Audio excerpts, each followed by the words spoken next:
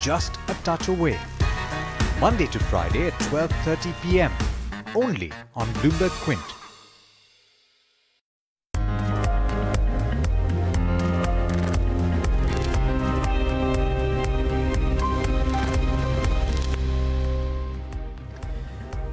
Good morning and welcome to Bloomberg Quint, India's first digital live streaming business news service. I'm Shah and you watching Indian Open. Let's go straight to the headlines at this hour.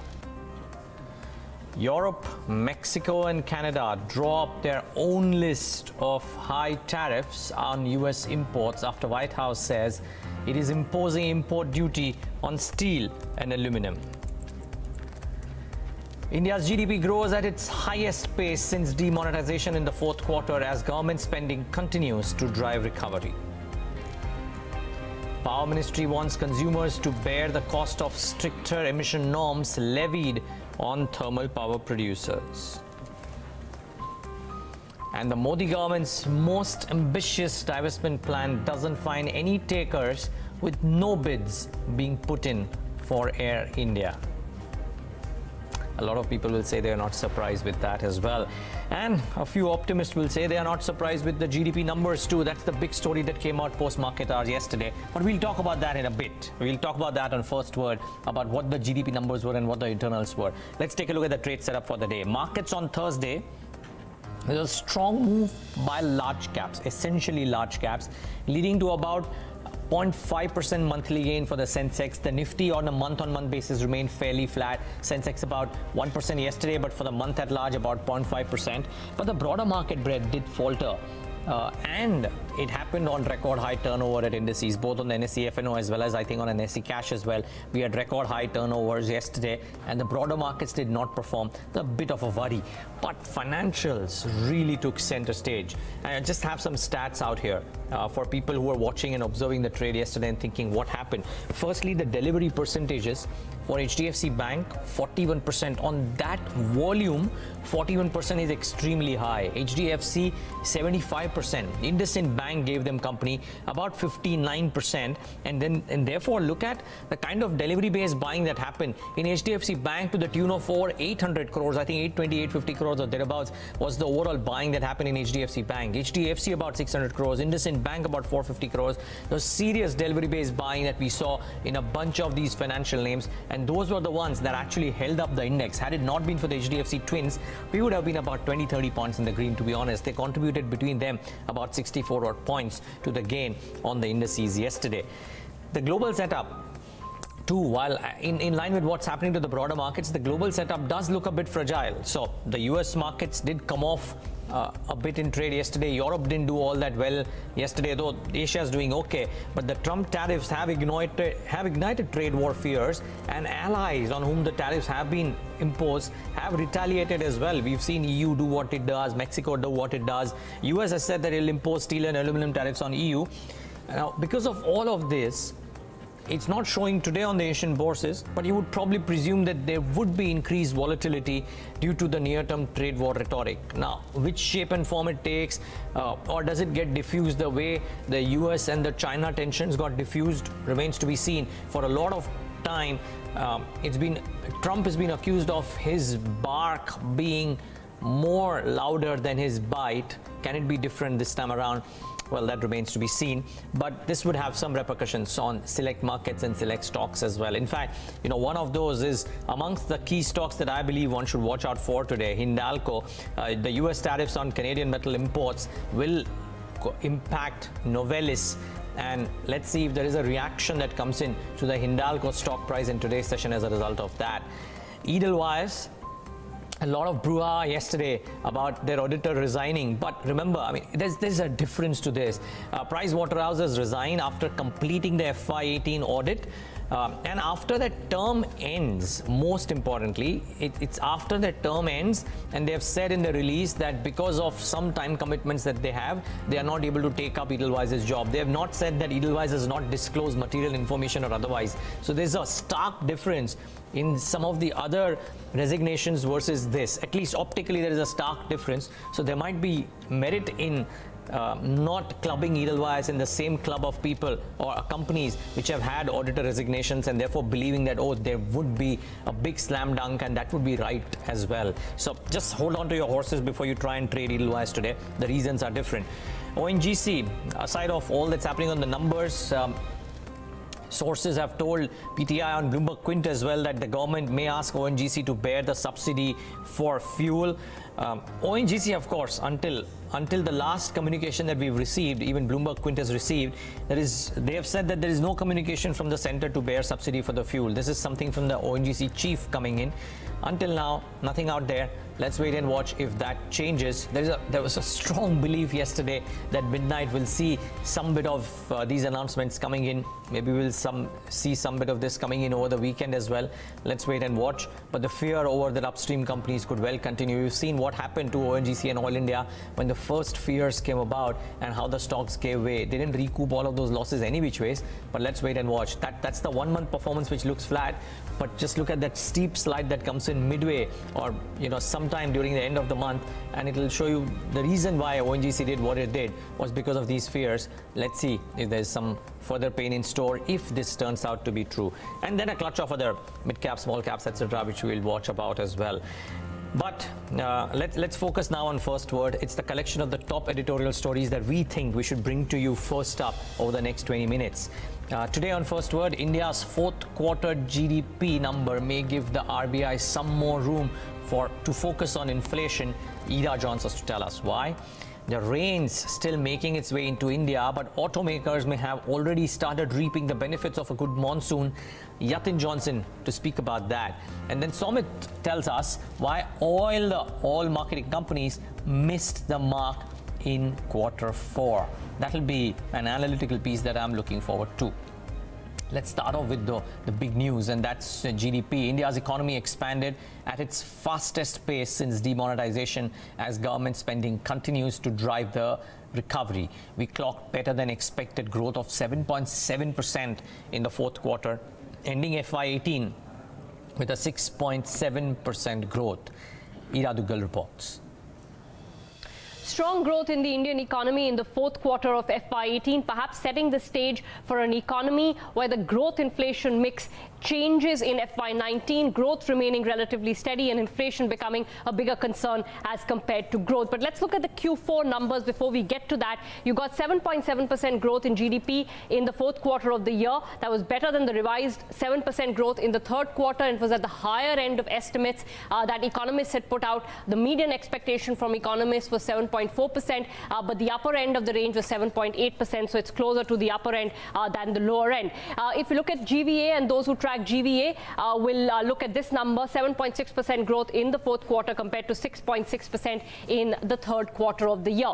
Look at the sectoral data to see what the structure of the economy is looking like, and there are certain particularly employment-intensive segments which are starting to look healthier. Manufacturing grew at 9.1%, strong growth, and has picked up over the last 3 quarters or so. The base is slightly subdued compared to what we saw in fourth quarter of FY17, but still 9.1% growth in manufacturing is considered to be a good number. Construction saw very strong growth of 11.5%, but there was a significant base effect which helped the year-on-year growth numbers. It is also believed that construction is benefiting more from government spending than private spending, but be that as it may, construction sector activity is looking quite strong. Farm sector at 4.5% growth was also strong, although it was pointed out to us by Pranab Sen, former chief statistician of the country, that this is the output growth. So don't take this number and say that all is well with the rural economy. There are price issues in the rural economy which still need to be tackled, but still 4.5% growth in output terms on the farm sector is strong. GDP day, always look at the expenditure side numbers, and the expenditure side numbers are telling you that the investment economy is looking healthier.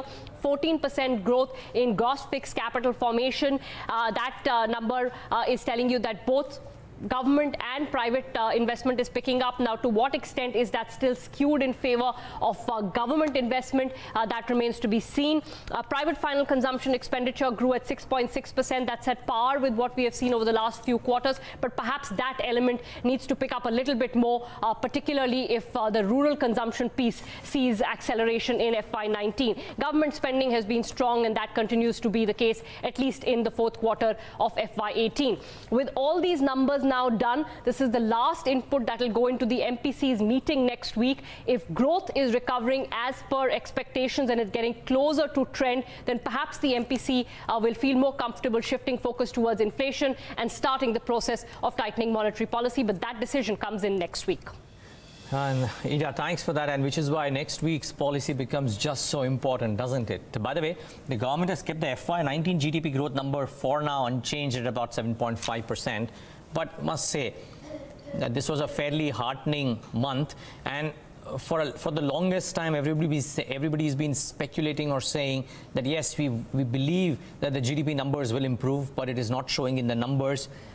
Could this be the turn of events of sorts, and can we actually see renewed momentum in the GDP in the quarters ahead? That remains a key thing. Of course, the bearing that this has on the fiscal policy next week or in the weeks ahead or the months ahead is something completely different.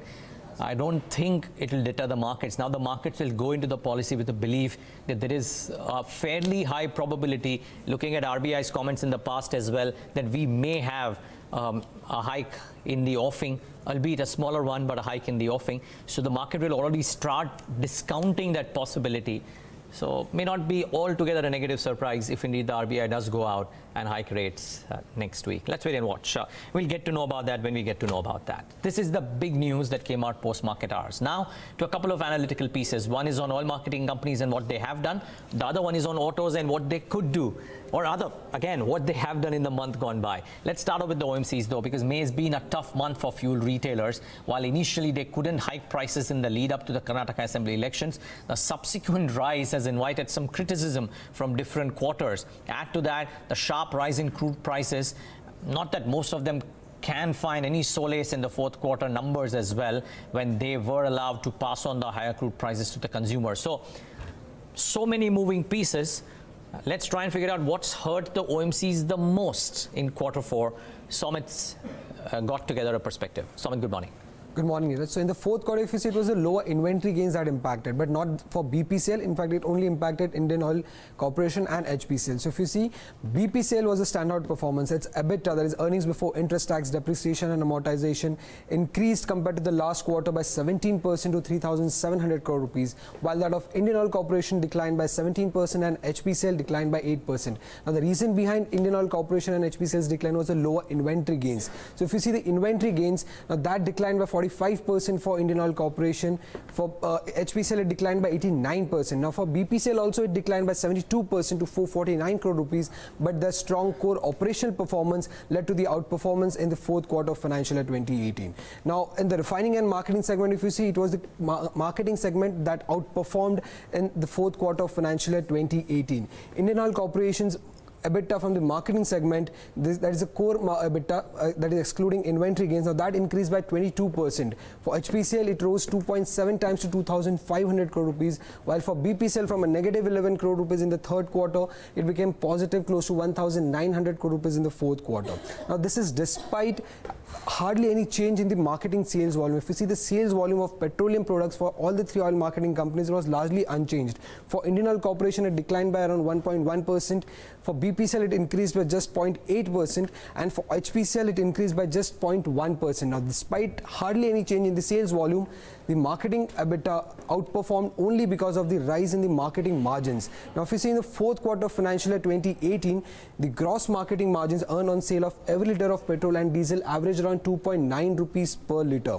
Now, that is higher than what the companies did in the last quarter, where it was around 1.9, 1.7 rupees, and in this quarter, in the fourth quarter, that means it was at around 2.9. This was the main reason why the marketing segment outperformed and why the companies reported a good result. However, now that is in the first quarter of financial year 2019, it has so far again seen a downtrend. Now it averaged around 2 rupees per liter on petrol and diesel.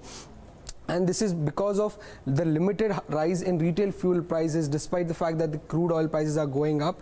Along with this, if you see that on the refining side, that is for the first quarter, now again the gross refining margin, that is Singapore gross refining margin, that is the Asian benchmark, now that has averaged around $6.5 per barrel in the first quarter of financial year 2019, and again it's on a downtrend. The last quarter it was around $7 per barrel, and this quarter has come down, so far it has come down to around $6.5 per barrel. Now these two indicators, that is the gross marketing margin for the first quarter of financial year 2019 and the gross refining margin for the first quarter of financial year 2019. So give us a hint that the first quarter could be weak for the oil marketing companies as compared to the fourth quarter. Now fourth quarter was strong, but the first quarter, that is the current quarter that is going on, could be weak for the oil marketing companies because of the lower refining margins and lower gross marketing margins. Yeah, but that wouldn't only be the reason why the valuations are appearing the way they are, right, Sumit? How do the numbers stack up compared to maybe what the erstwhile valuations have been for these OMCs? If you see on valuation wise, on EV to EBITDA, that's the right metric to check an oil marketing company. The FY19 EV to EBITDA for all the three oil marketing companies, all of them are trading below their 5-year averages. HPCL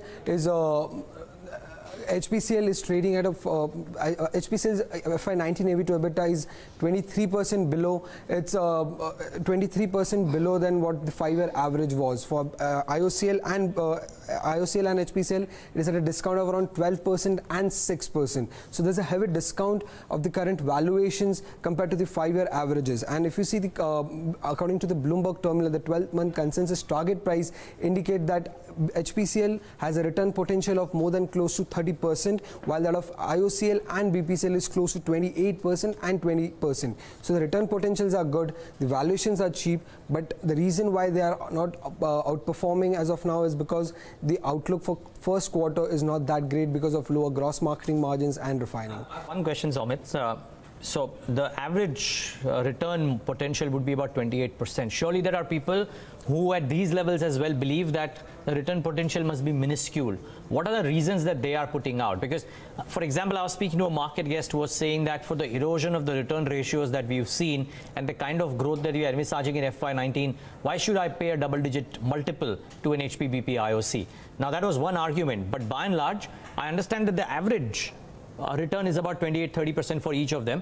Surely there are some who believe that the returns will be less than 10%. What is their argument? So the argument is that the fact that over the next 12 to 15 months, if you see, there are constantly there are state elections and then there is the general election. Because of this, the marketing margins of the company, which from where they get a good amount of their EBITDA, will be in pressure. So thereby it could be negative for them. And the refining margins are also not showing any strength. If you see, for the first quarter, it has come down to $6.5 and it has been on a declining trend. So these are the two reasons why these guys are not giving that kind of valuation to the oil marketing companies so far. Yeah, just one last question, Sumit. These stocks took a hit in part also because people believed that, or somehow the belief came in that the free pricing mechanism will go away. Until now, the government has not shown any signs of that, and even if it goes away, the expectation is that it will not come to the OMCs. It will be restricted to the upstream companies. That should be a positive, right? So free pricing mechanism is still there, but if you see in the last 1 month, 20 days, because of the elections, they were not allowed. There was no change in the pricing. But it's changed, right? In the next 15 days, in the next 15 days, it has changed. But for the over the next 15 days, when it has changed, it was just been covering up for the last 20 days when it was not changing, and when the crude prices had actually moved up at that period. So free pricing mechanism is there, but the prices are not moving in tandem with the crude oil prices. Yeah, well, call it maybe election compulsions or otherwise. But Sumit, thanks for putting that into perspective. That's as comprehensive that it can get on the OMCs. If you need to know anything about this, you should have watched this. If not, I'm sure a bit later on in the show, the website would have complete details about this as well. Thanks, Sumit. Thanks for putting that into perspective. Well, we spoke about two things that the month of May would have done. One is OMCs and what has happened. The other is what would have happened to the auto companies. The monsoon cheer may come in early for automakers. The three brokerages that Bloomberg spoke to say that the uptick in rural demand will reflect in last month's numbers. Yatin Mota now joins in with the details. For clarity for our viewers, Yatin, yesterday what we were speaking about was a dealer survey that we had done, which is different from the auto sales estimates that analysts have put out, right? Right. The dealer survey that we do is basically talking about demand trends and, what really is going as far as the various segments of the auto sector are concerned. But as far as the estimates are concerned, these are analyst poll. They, probably look at it from the earnings perspective and, from the pricing perspective that the companies really have. And probably all of those go into the final projections for brokerages. Talking about May auto sales, Neeraj, in general, we are looking at a strong momentum which is getting built in the auto sales, and it's unstoppable. Look at all segments, be it the two-wheeler space and the commercial vehicle space, all of that could see double-digit growth. In the passenger vehicle segment, the listed player Maruti will also post a double-digit growth. So across the segment in the listed space, we are looking at strong growth, which could be seen, be it tractors, be it commercial vehicles, be it three-wheelers, all of that should be doing well in the month of May. Of course, we come from a small base or a probably relatively, small sales figure that we saw in the month of May last time because of demonetisation, GST transition, so on and so forth. But talking about Maruti Suzuki first, they will, report probably number in between, 160,000, 165,000 units. They have seen some ramp up at their Gujarat plant. Debottlenecking in general has been happening across Maruti Suzuki's plant. So the higher production will probably lead to a stronger growth. 17% is the kind of growth that we are anticipating. As far as other two-wheeler players are concerned, Hero, Bajaj, TVS Motors, all of them should see strong double-digit growth, except for Hero MotoCorp, because despite the fact that the base was smaller last time, their overall number is quite strong.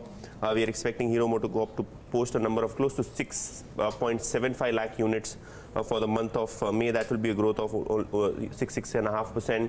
Bajaj Royal Enfield should see growth upwards of 25%, and for TVS Motors we are expecting a 12% growth. As far as the commercial vehicle players are concerned and the UE segment is concerned, M&M automotive segment should see a growth of 15%. Their tractor segments should see a growth of close to 20%. And Tata Motors, that is coming out with a strong number. We have seen, their new models in the passenger vehicle segment do well. In general, their commercial vehicle segment is expected to see strong growth, especially the mid-sized, trucks. That is a segment wherein Tata Motors is doing well. So 43% growth is what we are expecting for Tata Motors. And finally, we have the Royal Enfield business also, which could see good growth. So on an overall basis, strong growth expected across categories. Just wondering, I mean, the ones which are not polyethylene, I don't know if you have a thought here, if you've spoken to anybody, but what are companies like Escorts, for example, or some others expected to do? Because M&M yesterday said that the first quarter could be very, very strong for tractors, even though the year will be about 8 to 10%. So would it the same be happening for companies like Escorts as well? Would the tractor division show good growth? So, probably M&M, talks about the industry growth, and probably M&M is that one company which probably guides for a lower industry growth, but they always over-deliver on that number. Last year also they projected, 8 to 10% growth. They did, anywhere between 20-25% kind of a growth. Be it Escorts, they sell 5,000-6,000 units per month. That is the kind of run rate that we saw. Probably that is the range in which probably things would move. 20-25% is the kind of growth that we are anticipating, because the projection for monsoon is good. Rural demand is picking up. In fact, yesterday we had the M&M Group CFO talking about how rural incomes are moving up. Government spending in rural areas moving up. So that really augurs well for all of these companies. So be it the monsoon from the sentiment side, or be it the income from the purchasing power side, everything is working in the rural economy. And probably tractor sales, I don't think so, should be anywhere less than 20-25% growth on a year-on-year basis. Okay, just one last question. In all these numbers, I saw one name which has a single-digit growth anticipated. Is that a disappointment, or is that completely unexpected? So that is only Hero MotoCorp, Neeraj, and the base is quite high. The base is almost 6,35,000 units, and we are talking about 6,75 lakh units, which can happen. So on a sequential basis, on a month-on-month basis, on a year-on-year basis, 10 to 12% growth is what Hero MotoCorp usually has done in the past, but the base is quite strong. So the analyst community is expecting 6.5-7% growth for Hero MotoCorp. And the idea here is that they push a lot of inventory in these months because we have the Adhik Mahina phenomenon, which happens in the month of May. Not inauspicious, but a lot of purchasing is probably postponed, to June. So the inventory buildup really happens for the month of May for most of these two-wheeler players. So of course, Bajaj Auto, the exports are strong. TVS Motors, again, the base is small.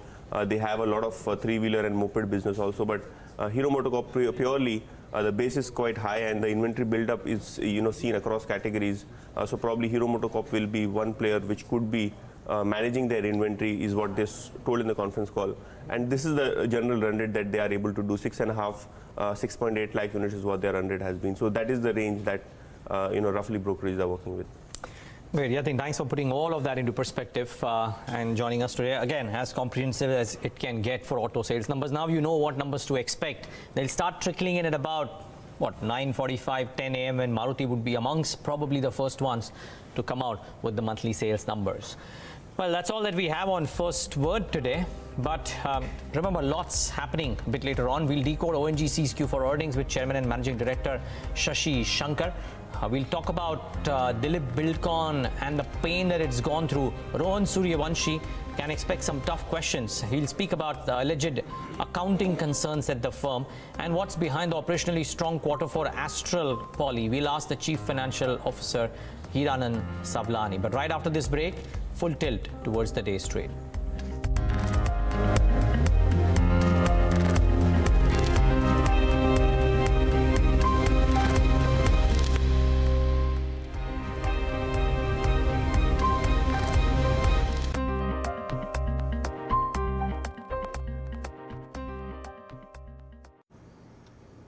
Sorry, I'm late.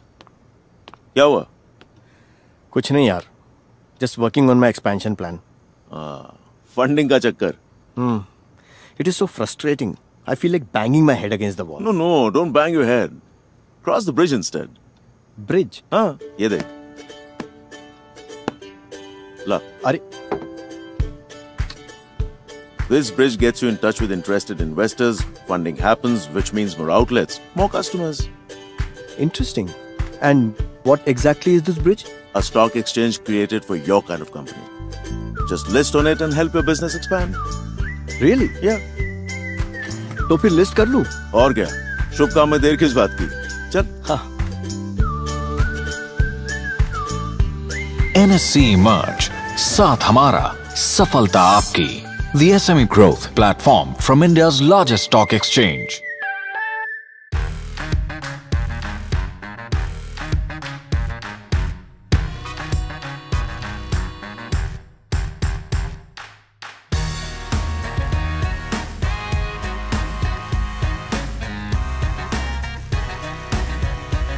Anything and everything about your investments.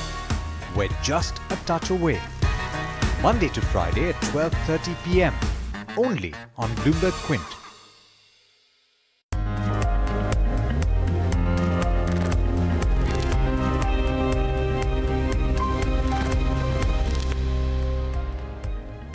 Welcome back. You're still watching Indian Open with us on Bloomberg Quint. Let's do a check of the Asian markets, how they are faring at the moment. Well, some positive ticks seen now for Nikkei, which is trading with gains of 71 points. Shanghai just about flat to positive right now, and Hang Seng is sitting with gains of nearly 0.3%. Well, SGX Nifty this morning is suggesting an uptick of nearly 16 points. Remember, yesterday Nifty ended around the levels of 10,736, and yesterday was the last day for the May expiry, but today is day one of the June series. So let's check how is the derivative setup looking like. To take us through the same, Agam Vakil joins us. Hi Agam, good morning. Good morning, Navneet. You know, when you consider the rollovers for the Nifty, they were largely, well, average. That said, of course, we have seen a surge in the open interest towards the June series as we move into the next one, and with a lot of strength coming on the Nifty 50 index, as you can see, up as much as 1.1%, essentially on the back of the HDFC Twins, and that is also another reason why we have seen that surge of around 2.4% in the Bank Nifty as well, with longs accumulating there. Now, let's take a look at the India Wix. Considering we did see the Nifty move up, we also saw the Wix come off around 13.2, and because we also had the expiration of those contracts, those puts and calls, we now have a relatively more neutral 1.14 Nifty put call ratio. Let's also take a look at the kind of changes that we've seen in open interest across series, and what we're witnessing is, well, some more build up in open interest around the 10,600 put, likely to provide a near-term support. And on the call side, we really haven't seen too much activity, at least in yesterday's day of trade. A lot of unwinding considering the Nifty moved up, so a lot of profit taking, and yet some amount of accumulation around 10,700, 10,800 calls. Now, as we move into the new series, where are we seeing the maximum accumulation in open interest? As I was suggesting, the 10,600 put, that is likely to give you a support, and on the upside it's all the way up till 11,000. So that's the 400-point range that we are working with in the near term based on maximum open interest as far as the Nifty is concerned. Let's also take a look at some of those key movers, and of course HDFC Bank figures in my list because of the sharp up move that we've seen. We've seen a lot of accumulation going in there as well. But other than HDFC Bank, there is Torrent Pharma, which also is right up there. It's moved up around 5.5%, a lot of accumulation coming through. And V-Guard Industries on the losing end because of the weak earnings that came through. Because of that, we've seen a decline around 6% towards fresh shorts. So while we are keeping an eye on the Nifty, there will also be a lot of these stocks which will remain in focus as we move in today.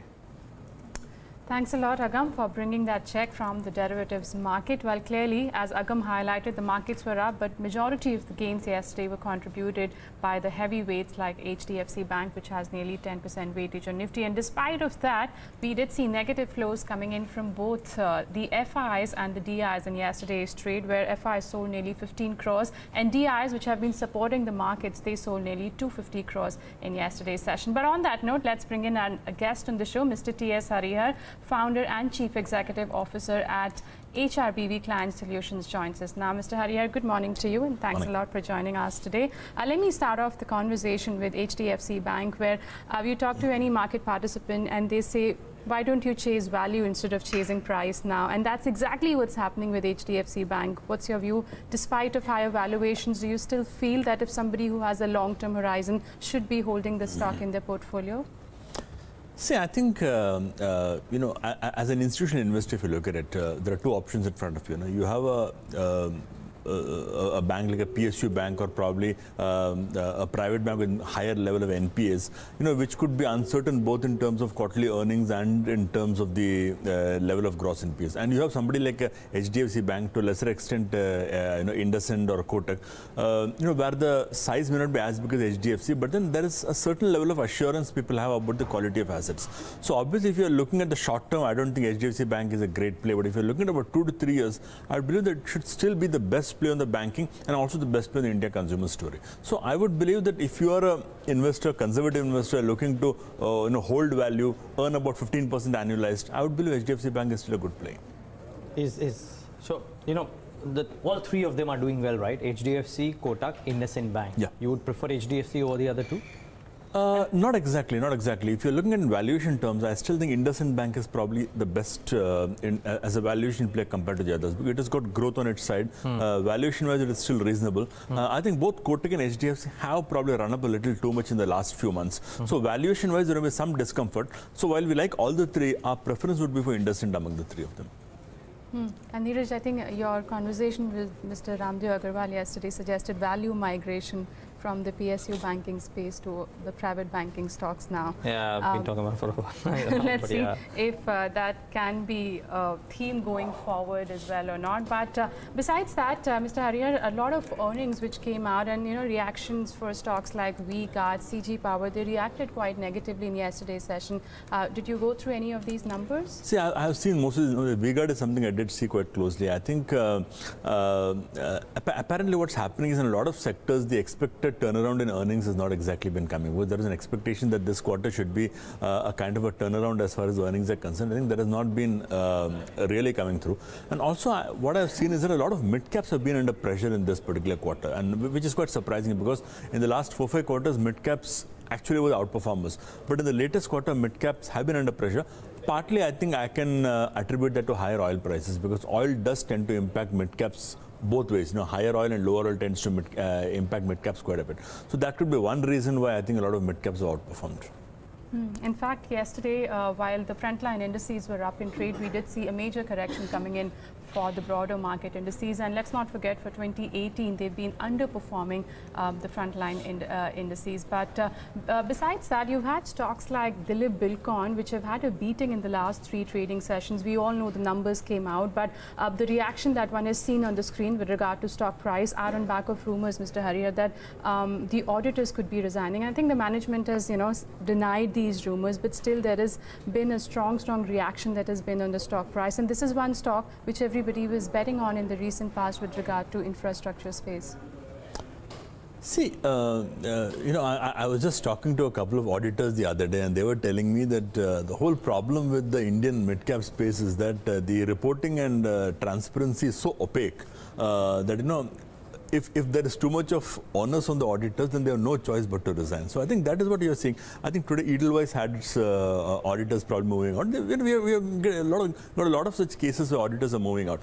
Dilip Buildcon is a slightly different ballgame. I think the problem with Dilip Buildcon was that over the last 2 years it saw a tremendous run. I think about a 6-fold or 7-fold kind of a run the stock has already seen.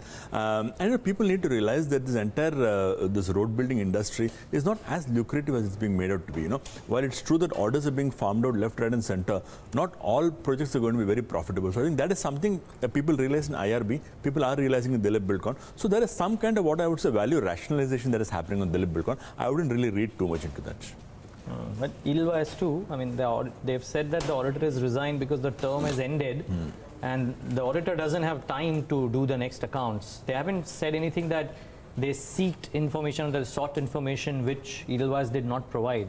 So is it a case of misplaced fear that people might have, if at all? It could be, Neeraj, because what's happened is, after the cases of Vakrangi and Manpasand beverages, I think what has happened is that the moment an auditor resigns, there is a certain fear factor that appears to be coming into the market. So I think that's not a very good thing to have. But obviously, I think with stocks like Edelweiss, considering that pedigree, I think we have a little more comfort. I really don't understand much about a Manpasand or a Vakrangi, but definitely I think Edelweiss, we have a higher degree of comfort. Knowing the promoters, knowing the management, there's definitely a higher degree of comfort with that stock. Well, it's discomforting, at least for the shareholders of these companies from the likes of Manpasand or Vakrangi. And let's see how we see some reaction coming back for Dilip Buildcon. But we'll also tell you what the brokerages are making out of that news, whether they've maintained their buy rating or not. Remember, in the recent past, we've seen a lot of buy ratings coming in from Dilip Buildcon. Let's head across to our research team to find out which are the stocks that are going to be in focus. So let me start off with you, Nikki. What are the brokerages saying about Dilip Buildcon? Well, most of them have maintained their bullish rating on the stock and have said that the fears that are speculating the stock this time around are unconfirmed and not true. They have went on to say Citi has said that the stock fell on unconfirmed market rumors relating to the resignation of statutory auditors. The exceptional losses which have been booked on standalone basis pertain to the remaining roads which are yet to move out of the balance sheet, and the debt level which has increased despite this transfer is mainly on account of interest cost, capex and investment coming in SPVs. Nomura too has maintained a buy rating. However, it has cut the target price to 1,322 from 1,347 kind of levels. It says that the Q4 numbers were good, strong execution, and the stock has fallen on speculation. It believes that there is more credential to EBITDA margin for the company, and it is not concerned per se with the ability of Shrem Infrastructure to fund the asset sale deal. So no major price cut actually coming in from Nomura, and both the brokerages have maintained their buy rating. Let's see how the stock reacts. But which are the other stocks that are going to be in focus, Agam? Well, we do know about the OMCs, and they have cut prices when it comes to petrol and diesel in Mumbai and Delhi. Of course, they'll continue to be in focus today. But other than that, we also have Idea Cellular, because they have sold, well, 9,900 standalone towers to ATC for some total of 4,000 crores. It's likely to show an uptick there. Bayer Crop Science has also suggested that they will invest another 400 crores in Monsanto India. Expect an uptick in Monsanto India. Fortis Healthcare says that it's sold off 1.8 crore units in the RST Health Trust. for 13.65 million Singapore dollars. And of course, PNC Infratech has declared that the L1 for Nagpur-Mumbai Expressway project for around 2,100 crores. So expect an uptick there as well. And finally, we're just keeping an eye on two companies where they're meeting managements of leads from AMCs. So we have Capsite Infra, which will meet Sundaram Mutual Finance as well as Mutual Fund, pardon me, and Unilever Ventures. And Wellspun India will meet Phillip Capital today. Likely to see an uptick on both these counters. I don't know if that was the reason in the second half Capsite had a surge of nearly 9 to 10%. Let's see how the stock reacts today. But Jayesh, any bull deals to keep an eye on? A lot of bull deals, Navneet. In fact, to my observation, BlackRock was pretty active yesterday. So we had Interglobe Aviation, BlackRock Opportunities Fund has bought in more than 1.1% stake at 1,220 rupees. IDFC Bank, once again, BlackRock International has purchased 1.3% at about 40.69 per share.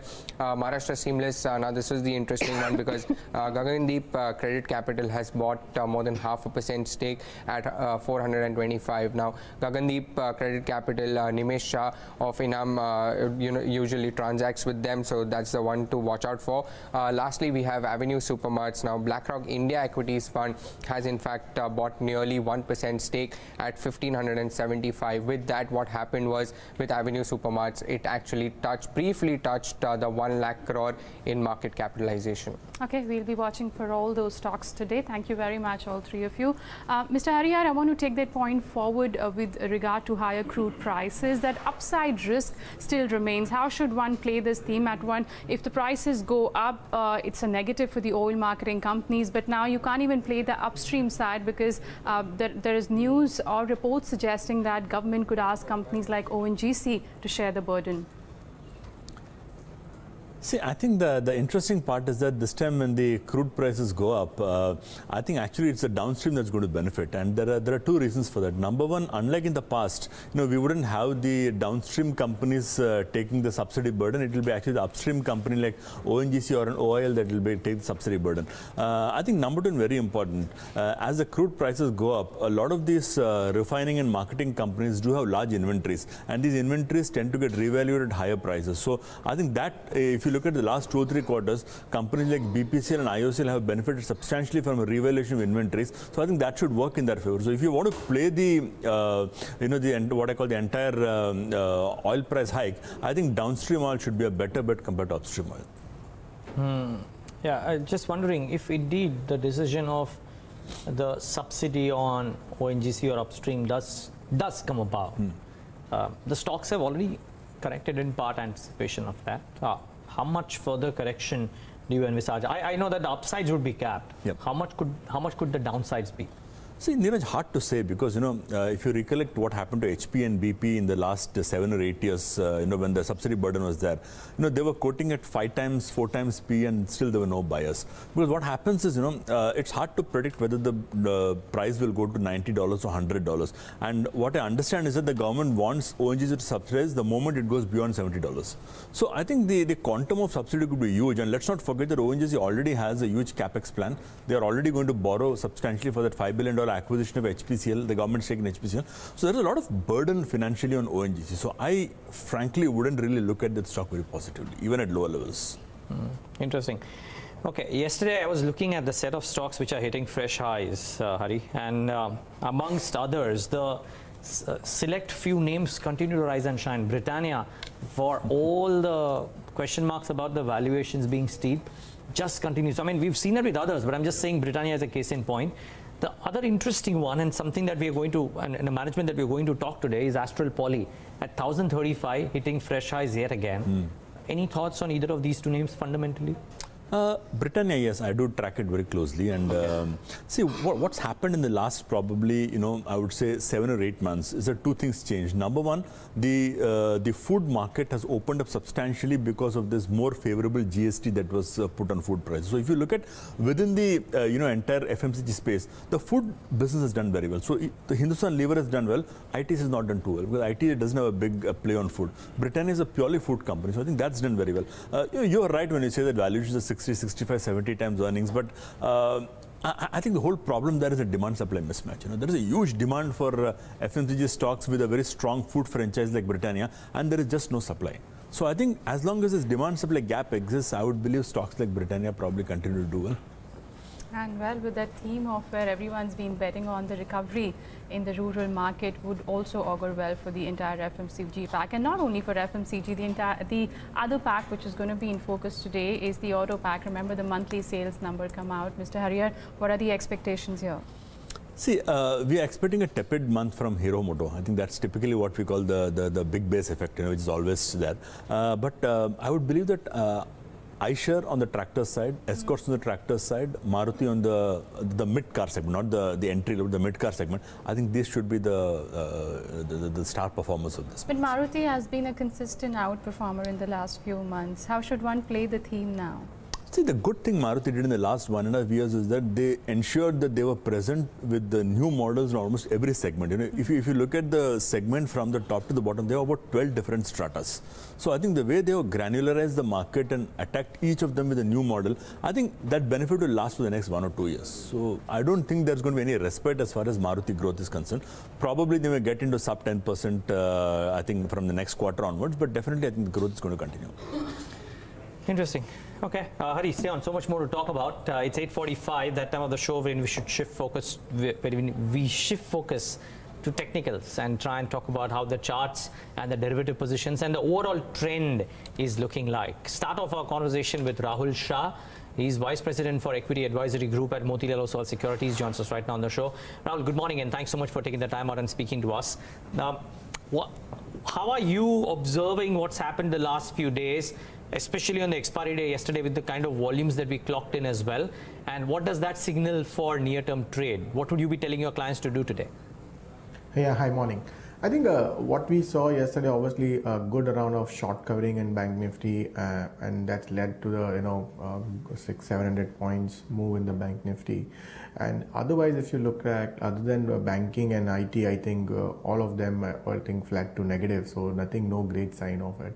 So my sense is I think BankX still can give more move. Another 300-400 points from here. It's obviously given a breakout as well, that there was a 26,770 was the technical levels from there where it has given a fresh breakout. So I think that can again go back to I think around 27,400 or so odd levels from here. So another 600-700 points move what we can expect in BankX.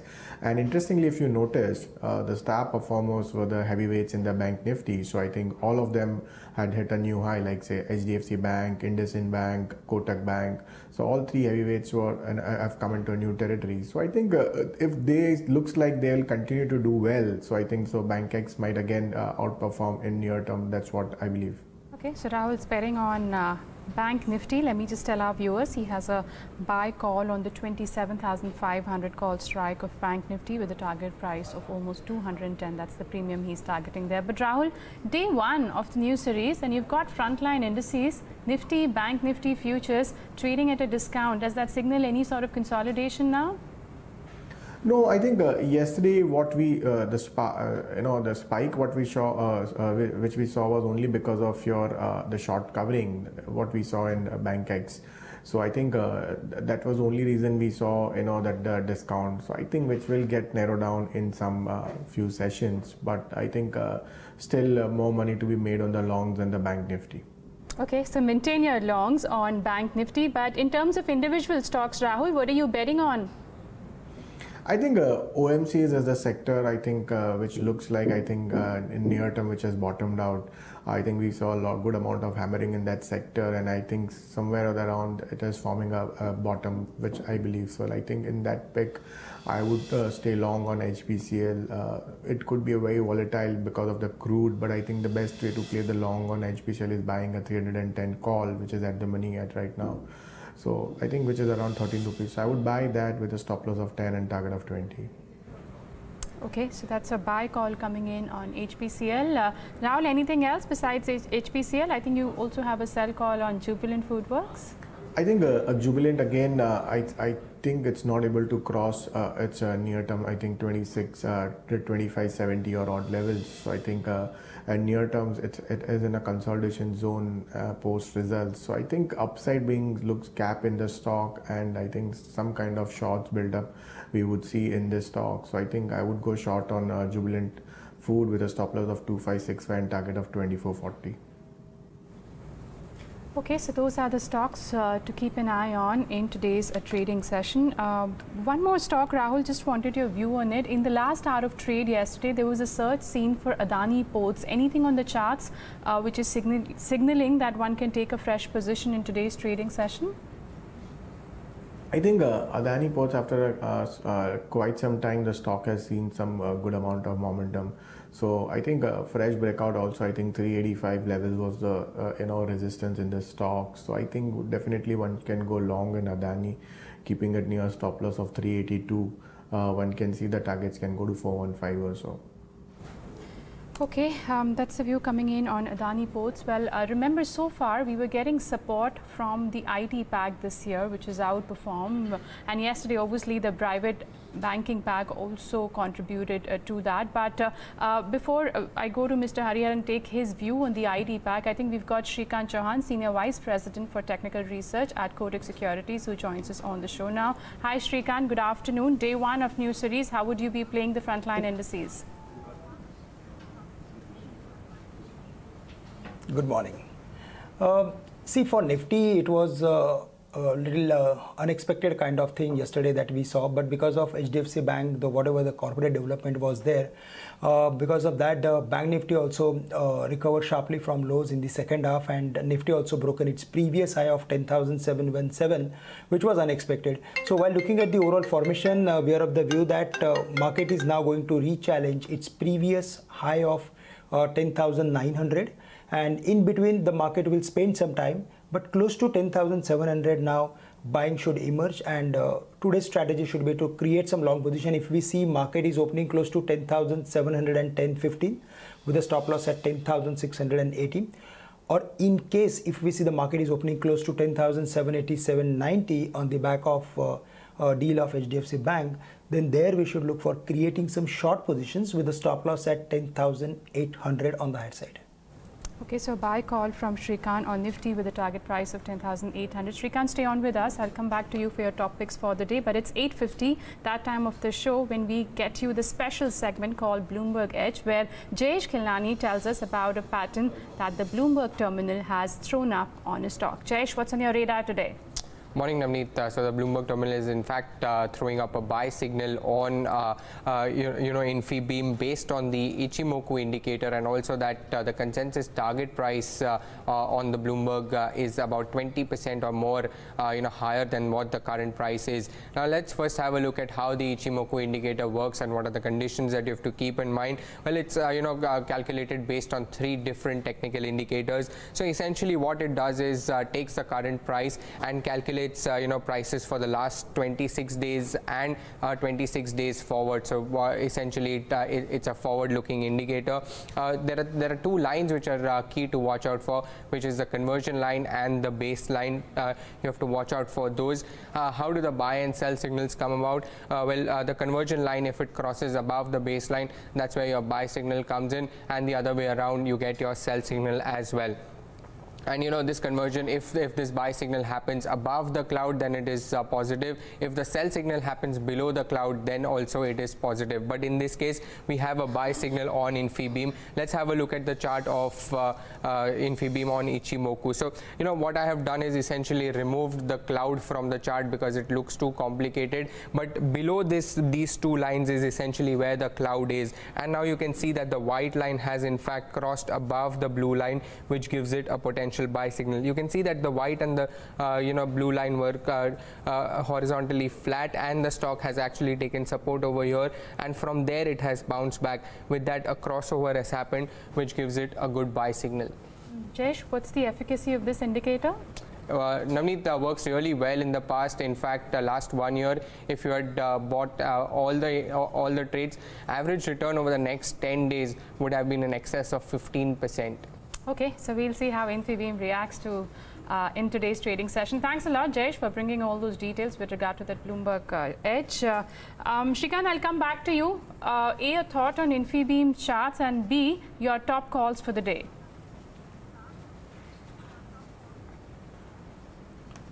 I will just go through with my trading ideas first. I would like to initiate long positions on Steel Authority. Yes, there is like some negative news on the metal front on the basis of trade war and all. But we are of the view that the way Steel Authority recovered from the lows of 67, 68 to almost 80, now this 75, 76 level should act as a very good support for it. And from here again, we can expect 80 or maximum 85. The stock has formed double bottom on daily basis, which is again positive for it, and the stop loss level is very nearby. So with the stop loss at 74, if we create long position in Steel Authority, then we can again expect 80 on the higher side. So that's the first call. The other one which we like is Yes Bank, and here also the formation is a classic formation because the stock has completed its corrective pattern of ABC somewhere close to 335 levels. It recovered from those levels, and now it is coming out of that bullish flag formation. So the next level to watch out for is between 355, 357, and stop loss level is close to 342, 343. About InfiBeam, if we see the overall pattern of the stock, then it is currently trading at 170, 172. But if we see the candlestick pattern of this particular chart, then it is quite interesting. It is completely illiquid stock, and it follows its own trend. So it is very difficult to follow the price pattern, but averages certainly works in such type of formations, and whatever that Jayesh has just now mentioned, I think it is perfectly academically he's perfectly right, and close to 165, 163 level the stock is having very good support. It is going to cross its falling trend line, supply trend line, and which is positive for it. So the stock can again move to the levels of 183 or maybe 193 if we see the overall momentum in the market, and stop loss level is also very close to 163, 165 that we should keep. Okay, and we'll watch out whether InfiBeam reacts to that or not. But in the last 12 months, InfiBeam's performed really well. Well, we were actually talking about the IT pack. Mr. Harihar, do you think it's the right time to book profits, or one can see more gains in the remainder of the year for the IT stocks? See, I think what has happened in the last probably I would say few months is that the way the rupee has been consistently weakening, or at least the way the risk of a rupee weakening was always there because of a high trade deficit, current account deficit going beyond 2%. I think IT became a kind of a natural ally for a lot of investors. So that has held on. Now my worry is that a stock like TCS, if you look at it in terms of the market cap, I think it gained close to $32 billion in the last probably 8 to 9 months. So that's a huge gain, and that too at a time when I don't see a great improvement as far as the fundamental structure of the business is concerned. And the same applies to probably Infosys, and to a lesser extent I would say the mid-cap companies also. So honestly, I think at these levels, considering that the business outlook is not too great, IT spending is not picking up in a big way, I would believe that buying at these levels is not advised. Probably I think if you get a dip, you can get into IT companies as a defensive bet. But I think growth story, no, I would stay off IT. Interesting. Growth story, stay off IT. The stock which gained the most in trade yesterday was Adani Ports. Rahul, do you guys have any thoughts here? It's a lot of talk about that Mundra power plant, etc., and all of that. It typically tends to have a contagion effect on a lot of these other group stocks, but Adani Ports did very well. How does it look like from a positional perspective? I think we officially don't cover the stock, Adani Ports. Yeah, so I'm not able to comment more on that. Mahindra and Mahindra, 3 days on a trot, very good gains. I think Mahindra Ports results, we saw the stellar performance in your Q4, and we've seen that Q3 and Q4 were very good months for Mahindra, and I think the re-rating has happened in an entire, and obviously the most important, we've seen the 3 good monsoons. So I think obviously this year also the SkyMet is predicting that there should be a normal monsoon. So on back of it, I think rural play has been doing quite well. So I think Mahindra again looks good in that perspective to play a rural theme, as well as the stock has got into a new territory. And obviously if you look at technically also, it's almost trading at a 52-week high. So I think in FNO front also, the good amount of long built up we have seen in the stock. So I think one should go long in Mahindra and Mahindra and to play the auto theme. It can go to I think 970 or odd levels. That's what I believe. Okay, 970 is the level on the upside that one should watch out from M&M. And remember, the earnings were good. They were above what the street was estimating. And since then, we've seen the stock also moving higher in trade. Shrikant, on the charts, I want your view on Pidilite. This is the company which is doing pretty well. But in the last few sessions, I think technically we've been receiving a lot of sell calls here. Do you think there's a near-term correction which could be seen in Pidilite? And if yes, what would be the support level?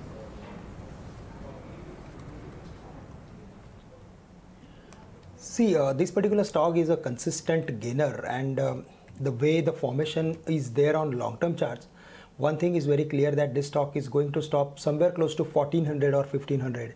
Till then, any decline will be an opportunity for positional as well as short-term traders to create some long position around support levels.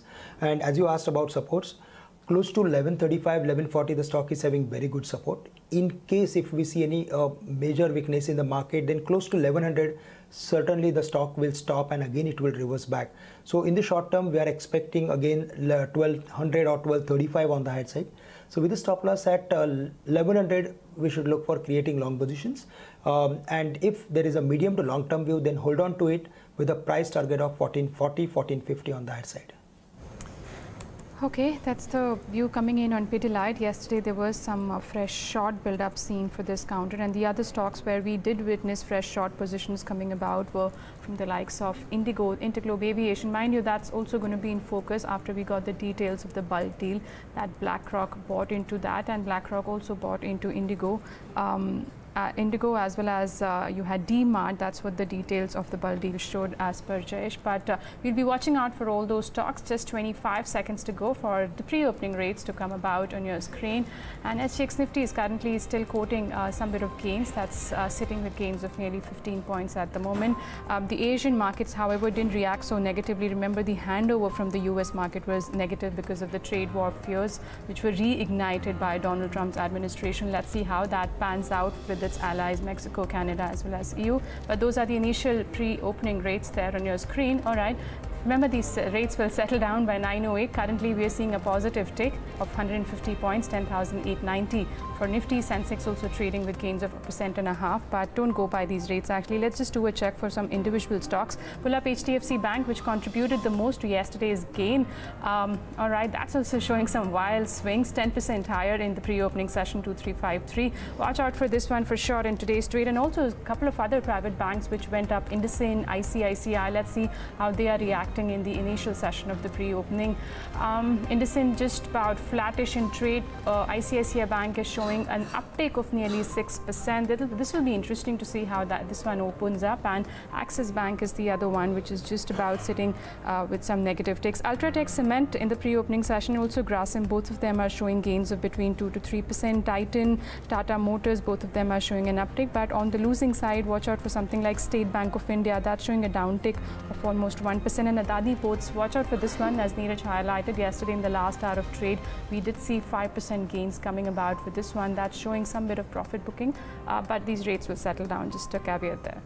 1% down, 10%. Fifth straight day of lower circuit, likely. Yeah, 200 rupees, and looks like it'll stay that way. Avenue Supermarts has this unnatural trade that will correct itself. I'm sure it won't be down 9%. There's no reason for the stock to do that. In fact, after hitting highs yesterday, briefly pipped a 1 lakh crore market cap in trade yesterday. Edelweiss, thankfully, there's no major adverse reaction because remember, an equally credible auditor, Bartley Boy, has come in as well. So, I'm glad the market has not taken it too untoward, but let's wait and watch. Indiabulls Ventures yesterday had a crack, and I think that's down another 5% if I'm not wrong. Yeah, looks like it'll start off slightly lower. So that's one. What continues to rise though, Navneet, is Reliance Communications. Well, about an 80% gain from those levels of 11 odd. So that's done reasonably okay. And today the pre-open rates, at least the first couple of minutes, are showing some gains for Maruti Suzuki. Maybe these will change, but it looks like starting off 3% higher. No, I don't think that will be the case, but let's wait and watch what happens thereof. Dilip Buildcon is an interesting one. Let's see what's happened there. Has it corrected yet again? 2 days of a downtick. In today's session, some bit of an upside. Remember, at some point of time, at 9:45, actually, Rohan Suryavanshi will join in and speak about this. But Dilip Buildcon is seeing some bit of an upside in the session today. Lastly, I think Navneet already marked Crompton Greaves, CG Power. Let's bring that stock up, though. Was down about 18-19%. Post numbers right now, about a couple of percentage points higher. Bring up the currency and the bond yields for our viewers, and let's just see what's happening there. The rupee, 67.34, no major reactions. The bond yields should come up, 7.86. I would reckon now that the market will start in the run-up to the policy believing that there could be hike that could come in. Let's see if there's an impact on yields. Right now, the situation is that the rates will be following the yields, so not necessarily that the yields would react in anticipation of that, but just keep an eye out. From 7.72, some bit of strengthening that had happened over the last few days, we're back to about 7.86. So do watch out for the yields as well. Well, that sums up at least how the pre-open rates look like. Starting, we'll revisit these rates at about 9:08 when the rates have settled down. But certainly looks like there is strength here. ICICI Bank is up about 1.5% as well. That stock is in all the news. And the HDFC stocks or Kotak Bank, etc., don't look like starting off on a very strong note. That's right, Neeraj. We'll see how these rates settle down. But you mentioned about the RBI policy, which is there next week on June 6th. Could that be the day, Mr. Harihar, when we could see some rate tightening coming about? See, I think the RBI is running out of options. And see, the reason is the rupee has depreciated from about 63 till about 68, and it's hovering about 67.3 now. I think there are two options. If you look at what Indonesia has done, I think Indonesia, to protect its currency, has already hiked its rates, I think, twice in the last couple of months. So I would believe that the RBI may not have much of a choice but to hike it by about 25 basis points. And I think if the 25 basis point hike is done and it's very clear that it's a one-off hike, I don't think markets would really be surprised. But if there is a 25 basis point hike plus a hawkish kind of an outlook, I think we could see yields getting beyond 8%, because that 8% is the real psychological kind of a barrier as far as the bond markets are concerned. And if there's a hawkish outlook plus a 25 basis points hike, I think the yields could get beyond 8% on the 10-year benchmark. But do you think markets have currently priced in a 25 bips rate hike? I'm not talking about the outlook or commentary. No, I would believe 25 bips is already priced in. In fact, originally it was pricing in 25 bips in August, but I think now the markets are pricing in 25 bips about June. But as I said, it will all depend on the outlook. If the outlook is hawkish, then probably I think 8% we should get beyond that. Okay, let's see what happens next week, whether there's a rate hike or not. But there are a lot of concerns, as Mr. Harihar highlighted. RBI will definitely be watching out for the currency depreciation that we've seen. But also remember the GDP numbers, they came in above what most of the economists were expecting. But remember, the private capex has still not picked up. So let's see how everything pans out next week. I want to pull up Bombay Dyeing. I think that had a sharp fall in the last hour of trade. And also there was an additional news that BSE has placed that under additional surveillance besides stocks like Dilip Buildcon and Venky's and other stocks. So Bombay Dyeing is showing a downtick of nearly 0.5% in the pre-opening. Any idea what's happening here? Because we tend to see such wild moves in Bombay Dyeing every second day. No, I think what I understand about this surveillance, and that's not only Bombay Dyeing. No, I know there are a lot of stocks. Even Dilip Buildcon. Yes, you're right. You're right. HEG, Graphite. Right? IB Ventures, you're right. IB Ventures. I think even PCJ has actually got into. Yesterday I looked at the list, and all the names seem to be the ones which are getting hammered. Yes, yes, and I think there are two things they're looking at. One is they're looking at whether there has been any kind of informed trading that has happened when the stocks were going up and when the stocks were going down. I don't know what will come out of it, but definitely I think as long as this kind of an inquiry goes on, the pressure is going to be built on these stocks. Hey Rahul, what thoughts do you have on this one? And then of course getting some chart checks from Shrikant, but a bunch of these stocks getting into this additional surveillance, some of these are now the talk of town really. I've done quite well, like say India Bull Ventures or HEG or Bombay Dyeing of the world. So I think obviously what the exchange is perceiving is some kind of speculative element in all these few stocks or whatever the list what they've come out. But there are few better ones also. So I think near term we might see some kind of selling, but I think few good stocks from the bunch, like say for example HEG, we've been liking it. So I think that might hold around would be an opportunity if we get into that. Okay, so what levels are you watching out for? I mean, the management was very confident of FY19 being even better than what's happened in FY18. What levels or what valuations would you guys be, or your fundamental team be watching out for, Rahul? I think obviously HEG on a front, I think the stock has been quite strong. So I don't think so it should be falling around 32.50 or so. If it gets around those levels, then we would be buyer at that levels. Okay, Shrikant, I want to get you in on what should somebody who had long positions carried over into HDFC Bank, Kotak Bank or IndusInd Bank do today? None of them look like they're starting off on a big bang uptick. What should the overnight positions do today?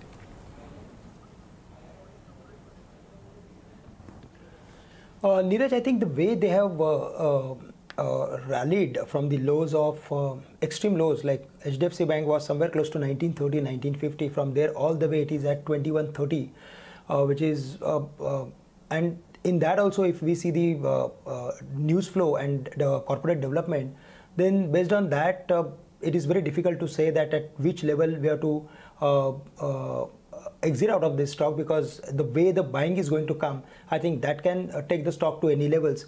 But my guess is that it is, instead of like adding any long position, just stay away for the time being.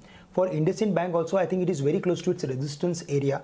So in that also, we are of the view that based on technicals, current levels like 1990 or 1980 are very strong hurdle levels.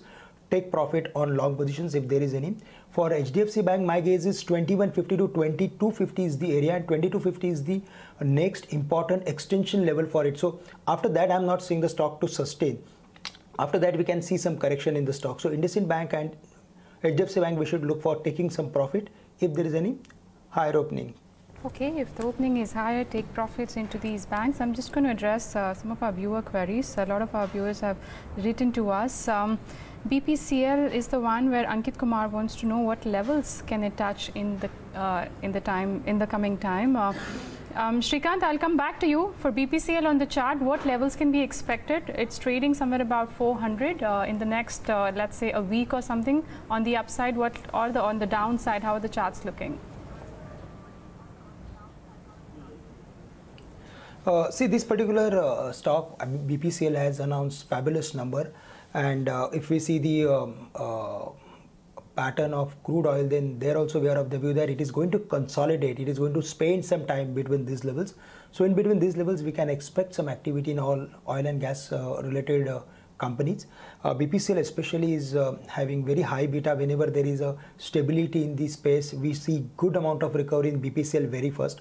And based on that, we are of the view that now yesterday's lowest levels like 393, 392, broadly 390 should act as a very good support for it. And again, on the high side, we can expect 425, 430. So it's a range bound stock, and close to 425, 430, profit taking is also not ruled out. But if there is any lower opening or if there is any weakness, certainly we should look for creating some long positions with a stop loss at 390.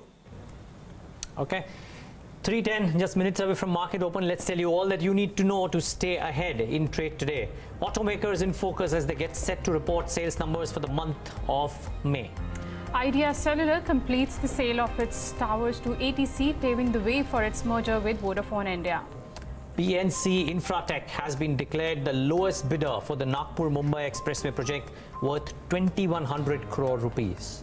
BSE has placed additional surveillance measures on host of stocks like Apex Frozen Foods, Bombay Dyeing, Dilip Buildcon, Graphite India, GVK Power, HEG, Radico Khaitan, and the list goes on with Rain Industries and Venky's India. And in bulk deals, BlackRock Fund buys shares into Interglobe Aviation, Avenue Supermarts and Container Corp, while selling shares in IDFC Bank, ACC, as well as Divi's Lab. And while HDFC Bank remains in focus as the new foreign ownership monitoring system goes live today. Okay, those are the key stocks to watch out for. HDFC Bank, well, interestingly, not starting off on a very positive note. Let's wait and watch if that changes. Hari, for somebody who wants to make an investment, by the way, ICICI Bank is up. We'll talk about the charts there. But Hari, if somebody wants to make an investment from a 3-year perspective, let's say, doesn't mind what happens to the stock in the intermediate term. Do you have a view on a company like that, a fundamental idea?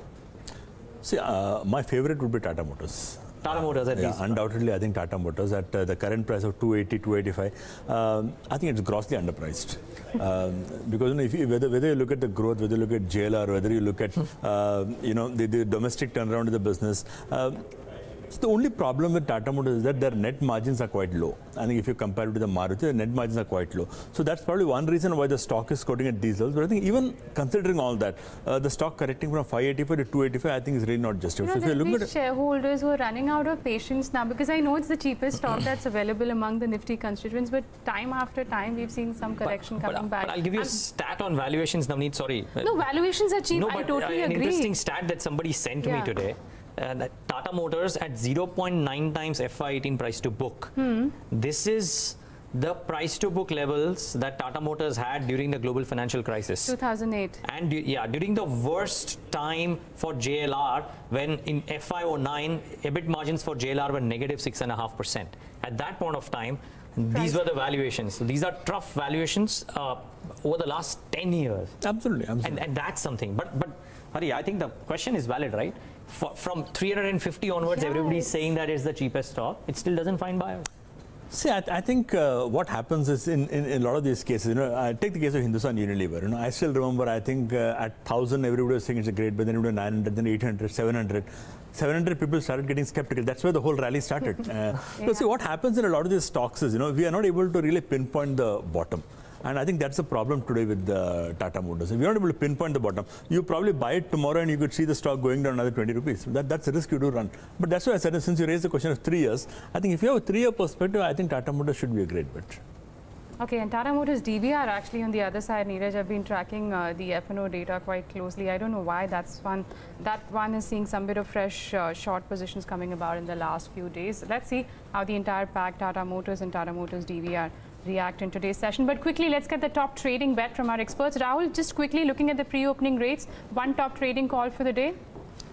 I think what I believe is I think M&M could be a top trade from here. So I think we discussed earlier also. I think I like M&M in auto space. It could go to 970 or odd levels. That's one. Shrikant, what about your call?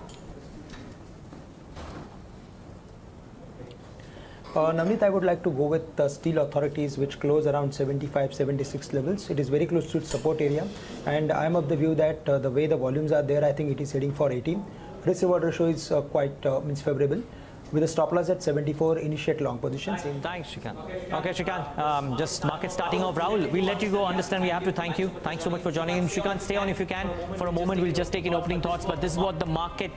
Okay, the market will come up in just a second.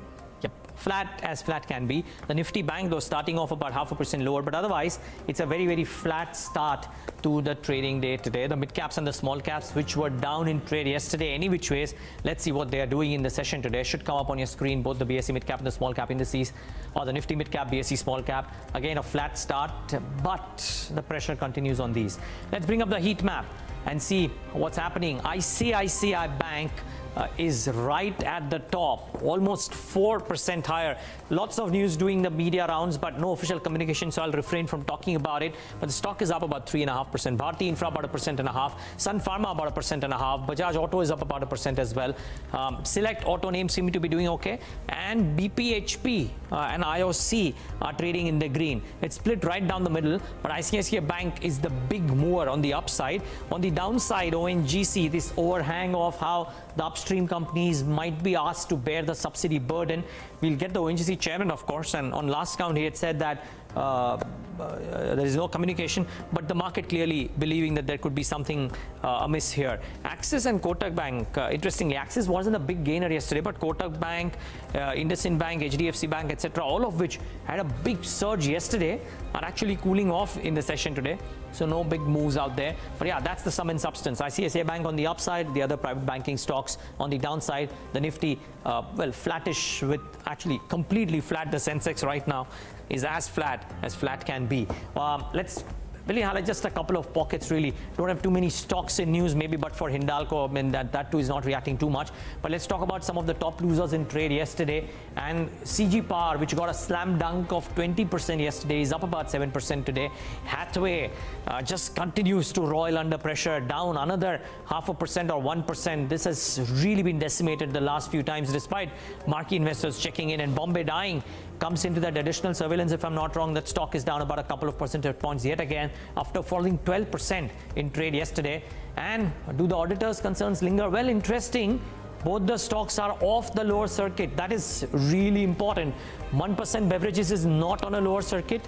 Atlanta just had one day, but is not on a lower circuit. This is very, very interesting in the session today. After a number of days, 1% beverages is off the lower circuit. This is interesting. We'll monitor this trade for sure during the day. Navneet, what are you spotting? Well, Neeraj, it's a mixed start, definitely for the broader markets. The mid-cap index is trading with cuts of 13 points. And let's not forget, they underperformed yesterday. What I want to highlight first is the Nifty Metals Index. If you can just bring that up, remember that's in focus today on back of the the trade fears which were reignited by Donald Trump's administration yesterday. Nifty Metals has opened with a cut of almost 0.5%. Besides that, in terms of individual stocks, the stocks which have been put under additional surveillance, let's pull up Apex Frozen Food. Let's not forget it's been underperforming in the last few sessions as well. So Apex is down 1.5%. Pull up Dilip Buildcon.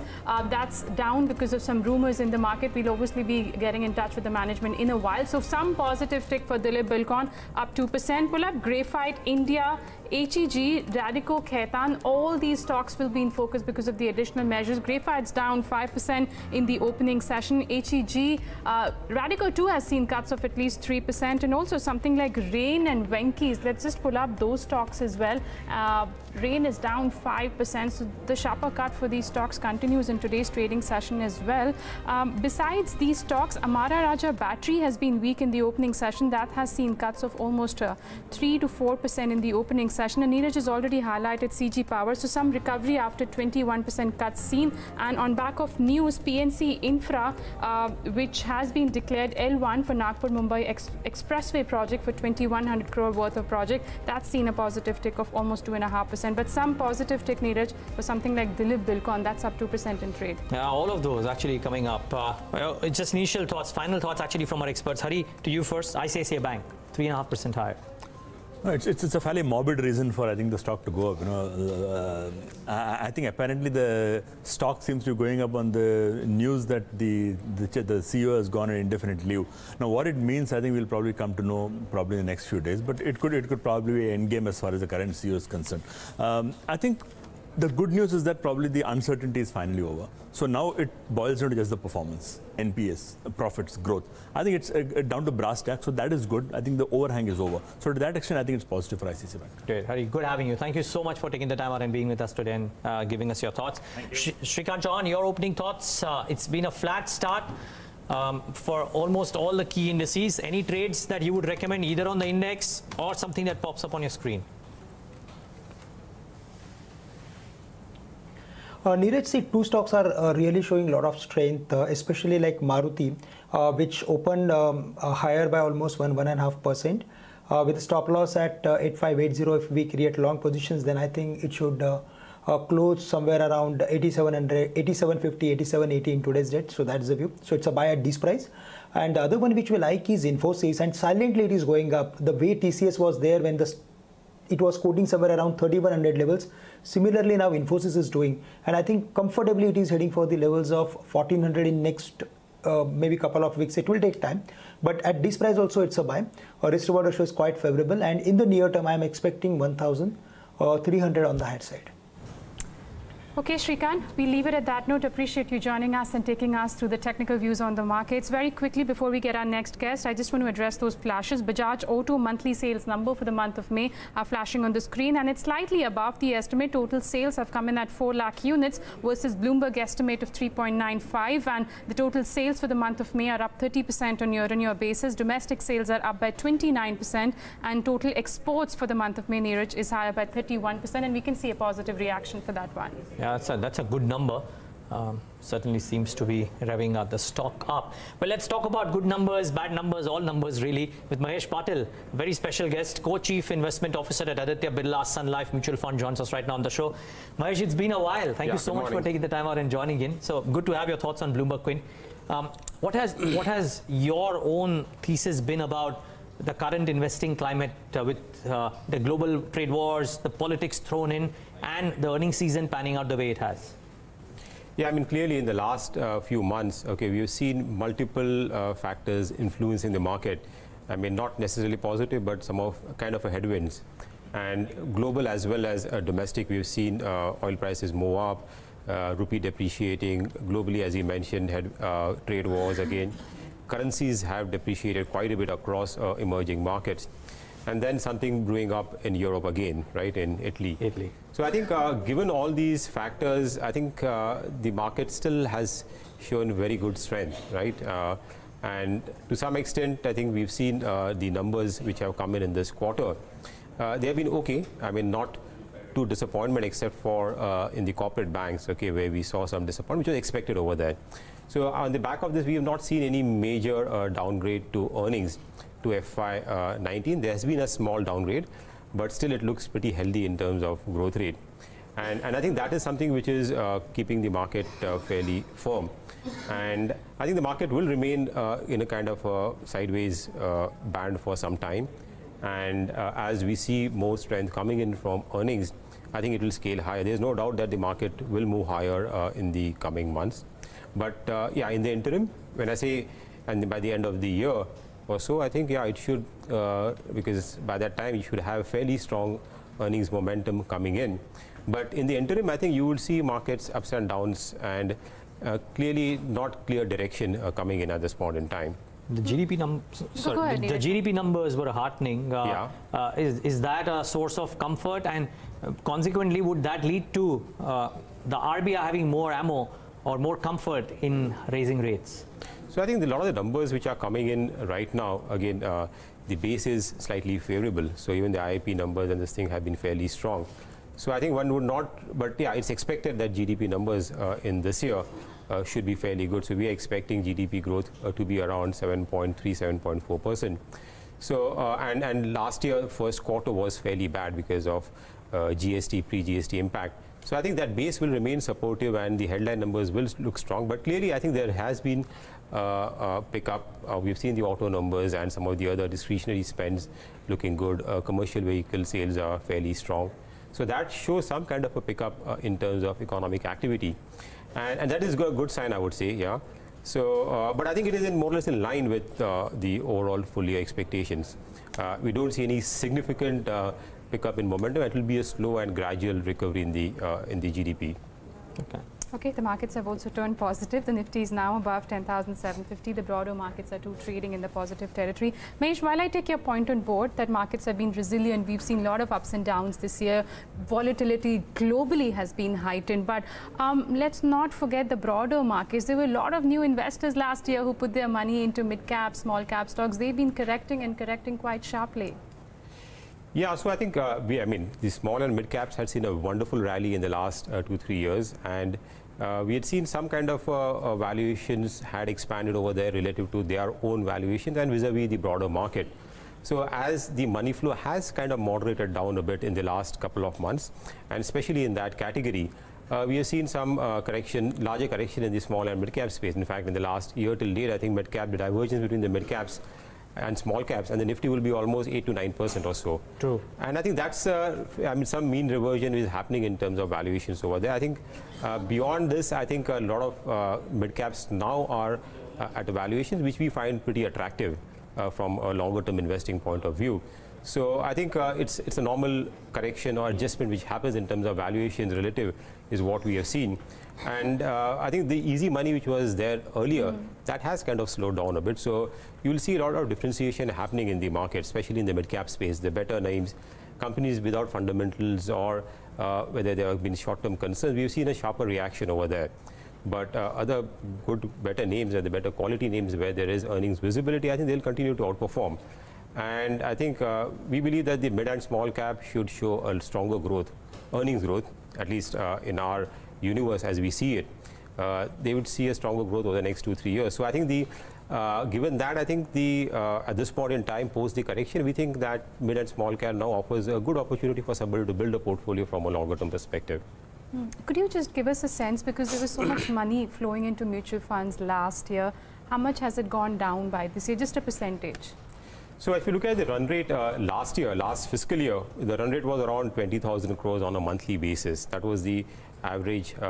If you take the equity funds, the hybrid funds and the ELSS schemes put together, that number would now have come down to around 15,000 crores. Okay. So we can say it's down by around 20% or so. I think this run rate should continue. Interesting. You know, it's after a while that I'm hearing one of the largest AMC managers saying that it's a good time to build or start building a portfolio in mid caps and small caps as well. Mahesh, what are you doing with the money that is coming in? I'm guessing the money flow has stayed stable. On last count, from what I heard, May was probably a better month than what April has been. Yeah. Have you been deploying the money in the pockets which have corrected thus far, or are you chasing growth and paying a premium for that growth? So I think it's a combination of both. I think we need to have strong stocks in the portfolio. If you look at the market also, the stocks which have been performing are stocks where there is earnings visibility and growth, and we have seen market valuations expand for these stocks. So it's been a challenge in terms of trying to deploy money again more money at these stocks at these valuations. At the same time, there is some divergence which is there in the market. So if you look at the breadth of the market has been fairly bad. I mean, few stocks have actually taken the market higher. So our endeavor is to look beyond the short term and the momentum and look at where there is value, okay, from a longer term perspective to generate alpha. It's been a bit challenging in the last few months in terms of beating the benchmark, right? But I think these are times where we see, I mean, there are phases in the market where you can't really beat the benchmark because some of the large index stocks are doing well. And market is concentrated in a few stocks, but I think it's good time to build opportunities allocation also in stocks, okay, which have underperformed for various reasons, but where there is reasonable value and the longer term outlook looks fairly good. So it's a combination of both these factors, I would say. Would you add PSU banks to that list then? PSU banks, again, we've not really that comfortable over there because except for one or two large PSU banks, because while we might see some kind of, I mean, the whole bad loans thing is kind of peaked out, definitely, but the impact on the P&L, I think, will continue. And more importantly, a lot of these banks would require fresh capital, okay, which we're seeing that in this current market environment will be difficult to come in. So the overall growth in that space, credit growth, will be fairly muted over there. And again, the bond yields also are not really helping in terms of raising the losses. So I think that sector, I mean, doesn't look to be doesn't look that attractive if I take a longer term view. I think we still believe that the private banks, the banks will continue to gain market share and be good long-term compounders. Okay, I just want to take a moment out here and just mark what's happening in the markets. ICICI Bank is up a robust 4.27%. That's a big move there. Bajaj Auto is up about a couple of percentage points, so that's done reasonably okay. And Maruti Suzuki, I've seen the numbers flash, so ahead of the numbers, monthly sales numbers that is, Maruti Suzuki is up about 1% as well. And the oil marketing companies continue to rise and shine today. BP and HP at least are featuring amongst the top 10 gainers. What's losing out is ONGC, no surprise there, down about 3%. Mahesh, what are you doing in this pack, if anything? The valuations for both upstream and downstream have come off, arguably on fears. Now, in all probability, one of the two lots will get punished. Sure. Where are you placing your bets? And I'm not saying you're speculating out here, but due to valuations, due to long-term growth, where are you placing your bets in the oil and gas space? So the oil and gas space, one is the three parts to it. One is the upstream, then there is the refining companies, and then there is the oil marketing companies. So I think refining outlook looks fairly strong. I mean, you've seen refining margins have been fairly stable, and if I take a medium-term outlook or a longer-term outlook, there is going to be some capacity demand-supply mismatch, and refining margins should remain fairly strong. So, so we like the refiners within the oil marketing companies, and the oil marketing margins have been under pressure because they haven't been able to take price increases. But I think going forward, again, one view is that oil prices, where they will go from these levels. So we have seen some kind of a resistance at $80, and looks like that should not be breached. So in that kind of environment, I think the oil marketing companies should be able to maintain their margins. There could be periods where they could not be able to earn that, but over a 1 year time frame, they should have reasonable margins over there. So I think that, so oil marketing companies, which are also incidentally refining come marketing, that looks to be a better place at this point in time. Valuations are anyways very attractive over there compared to the upstream companies where there is concern that whether they'll be able to participate in terms of upmove in oil prices and will have to bear the subsidy burden, which can be logical because they have done that in the past. So I think there in the oil upstream companies, the upside seems to be capped because beyond a particular net realization, we don't see they benefiting out of that. So clearly the marketing and the refiners look to be better placed. I'm sure you'd had some FMCG stocks too in your fund. While there's an upside risk of higher valuations, but also there's some positive commentary coming in from management of HUL, where they do expect more rural recovery. Monsoon forecast is normal. What's the outlook on the FMCG pack overall? So the FMCG sector, overall consumer staples as well as consumer discretionary, we've seen fairly good commentary coming in from this quarter. It's been helped by pickup in rural demand. I think rural income levels, I mean, it went through a pain for the last couple of years. We're seeing revival over there, and the outlook there also, if looking at monsoons looking fairly okay this second year around, should be fairly strong. And also the competitive intensity which was there for some of the players has come down. And so while there has been some pressure of commodity prices, I think they have the pricing power to really pass it on. So overall, I think the sector, in terms of growth, outlook looks better than what it was in the last couple of years. And we've seen that the stocks also have done well in that segment. So remain fairly positive on that space. Obviously, the valuations have gone to the, wherever there is visibility, as we said, right, valuations have gone to the extreme. But I think assuming valuation remain here, at least the earnings growth is something which will give returns to the investors going forward. Well, let's wait and watch and see how it pans out. But to me, the standout of this chat has been Mahesh Patil saying that it might not be a bad idea, selectively albeit, to start looking at the broader end of the markets, because the valuations have corrected quite significantly there. Always a pleasure having you, Mahesh, and thanks so much for joining in today and giving us your thoughts. Take a break, guys. On that note, up next, we were talking about oil marketing companies and upstream companies. We'll talk to the ONGC Chairman and Managing Director, Shashi Shanker. A bit later on, Dilip Buildcon's Rohan Suryavanshi will speak about the accounting concerns, if any, at the firm. And what's behind operationally strong quarter for Astral Poly, we try and talk to that management as well.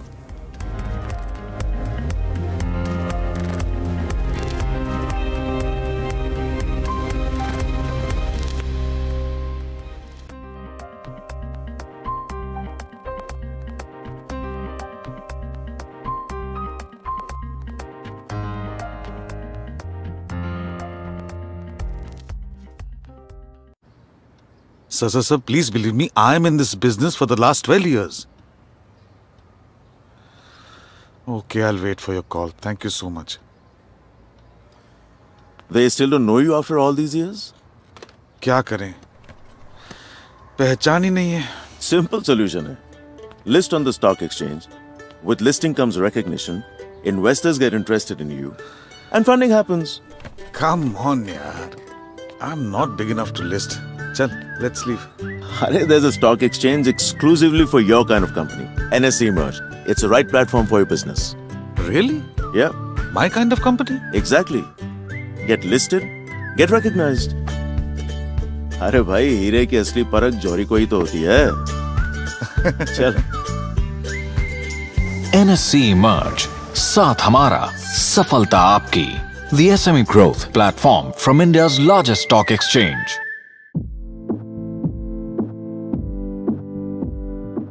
Catching up on news feels like a test match. Want the highlights? We hear you. It's an ocean of news out there. Need a navigator? We hear you. Do you have analysis paralysis? A case of too much information and not enough time? Do you wish someone would just pick the most relevant topics and tell you what you need to know? We hear you. Good morning. You're watching Bloomberg Quint. This is First Word. Curated and presented by Bloomberg Quint's senior-most editors. Weekdays at 8 a.m.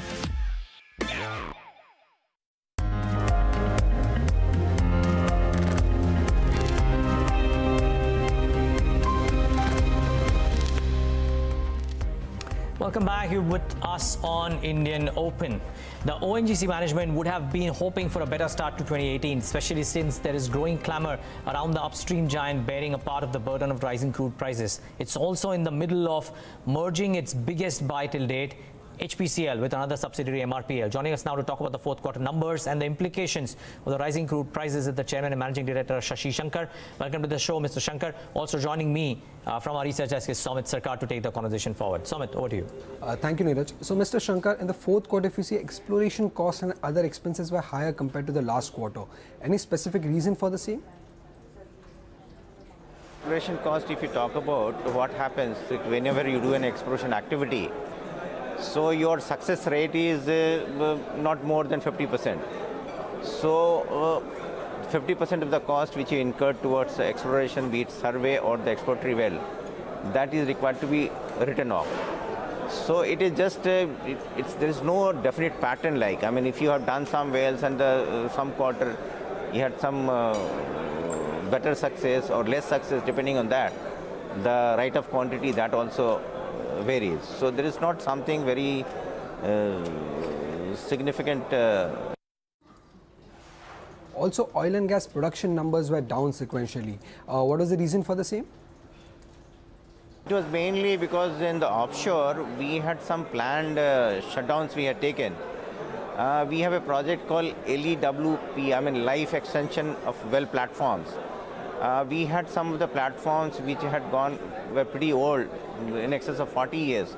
And those platforms were required to be either repaired or were required to be replaced.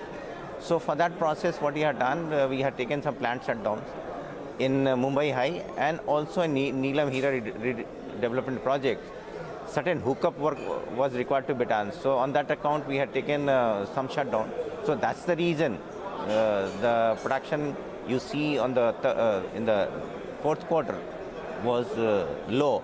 But if you see year-on-year basis, there has been an increase in crude oil production, and that's very marginal. Or you can say it is almost same. There was an increase of about 0.3%. And what is your total production target for financial year 2019, both for oil and gas? It's about 22.75 on standalone basis and another 3 million ton from the joint venture. Given for a longer period of time, say for the next 3 years, what is the gas production target that the company has planned for, given the fact that government is planning to increase its focus on gas and energy mix of India?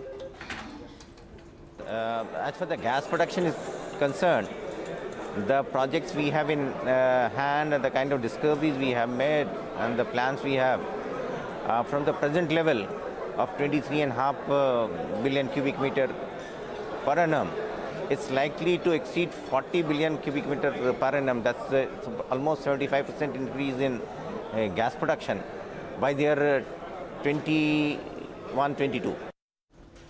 Former CMD of ONGC had said in an interview that gas prices at $2.48 per MMBTU was not a profitable business for ONGC. Now that the gas prices have been revised to around $3.06 per MMBTU, do you think that these prices are sustainable and good enough for the gas business? If not, what could be the appropriate price for the gas business?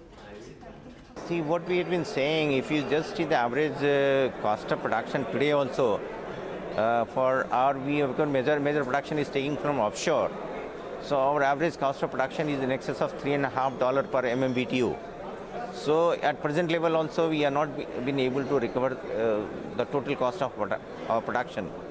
The best way, in my opinion, to go forward is, I mean, the government, what is they are thinking about the exchange hub. Once that comes into existence, and if the marketing freedom is there, probably will be able to realize the better price or whatever the price the market decides, and that whatever price, maybe $4, $5, $6, whatever price we get, that should be good enough to monetize the discoveries which we have made. Brent crude is now around $76–77 per barrel. Do you expect these levels to sustain for financial year 2019? Going forward, you might have seen in the last 3-4 days, it has come down from $80 to $76.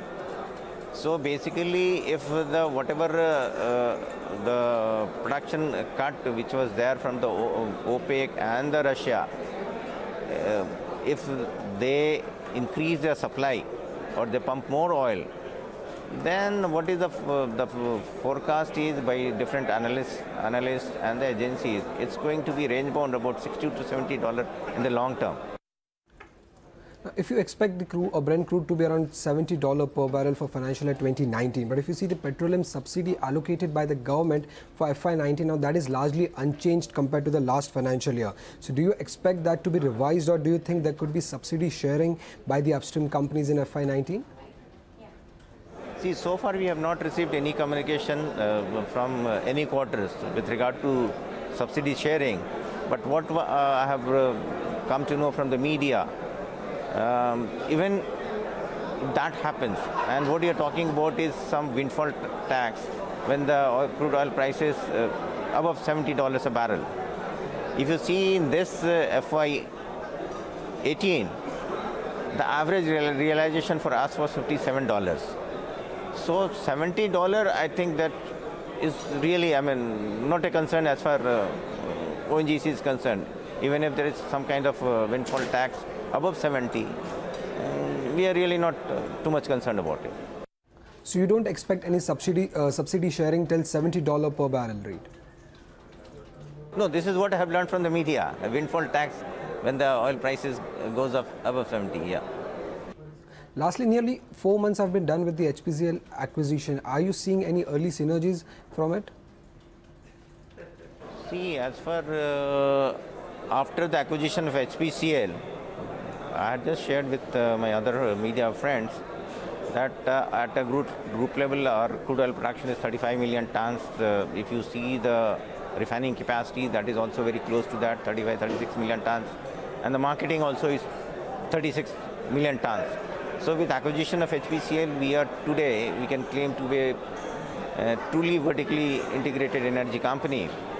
Going forward, what we have done, we have constituted a committee. They are looking at different, committees looking at short-term and mid-term and a long-term basis, the benefits which can accrue because of the synergy between all these companies. So the work is in progress. Thank you, sir. Thank you for speaking to Bloomberg Quint. Back to you, Neeraj. Hey, thanks a lot for that, Sumit. Thanks for taking us through that conversation.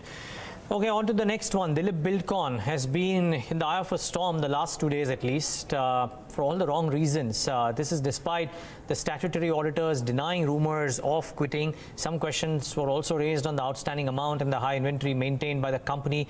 Joining us now on the phone line from Bhopal is the head of strategy and planning and the spokesperson for Dilip Buildcon, Rohan Suryavanshi. Just talk about maybe 4 or 5 of these questions that the market would have. Nikki from my research desk is also with me. Rohan, good morning. Thanks for joining in.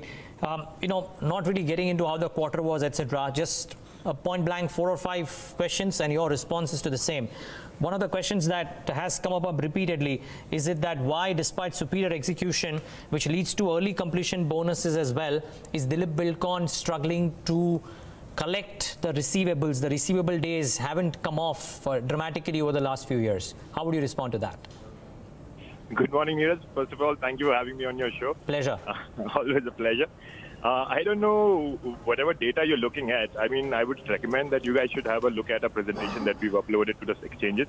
The debtor days have actually come down from, 176 days 4 years ago to like 76 days. So right now, if you look at it, and even the 76 days right now includes GST almost. So the total amount in terms of value amount, it's about 1,600 crores of debtors, out of which 350 crores is are the outstanding GST payments.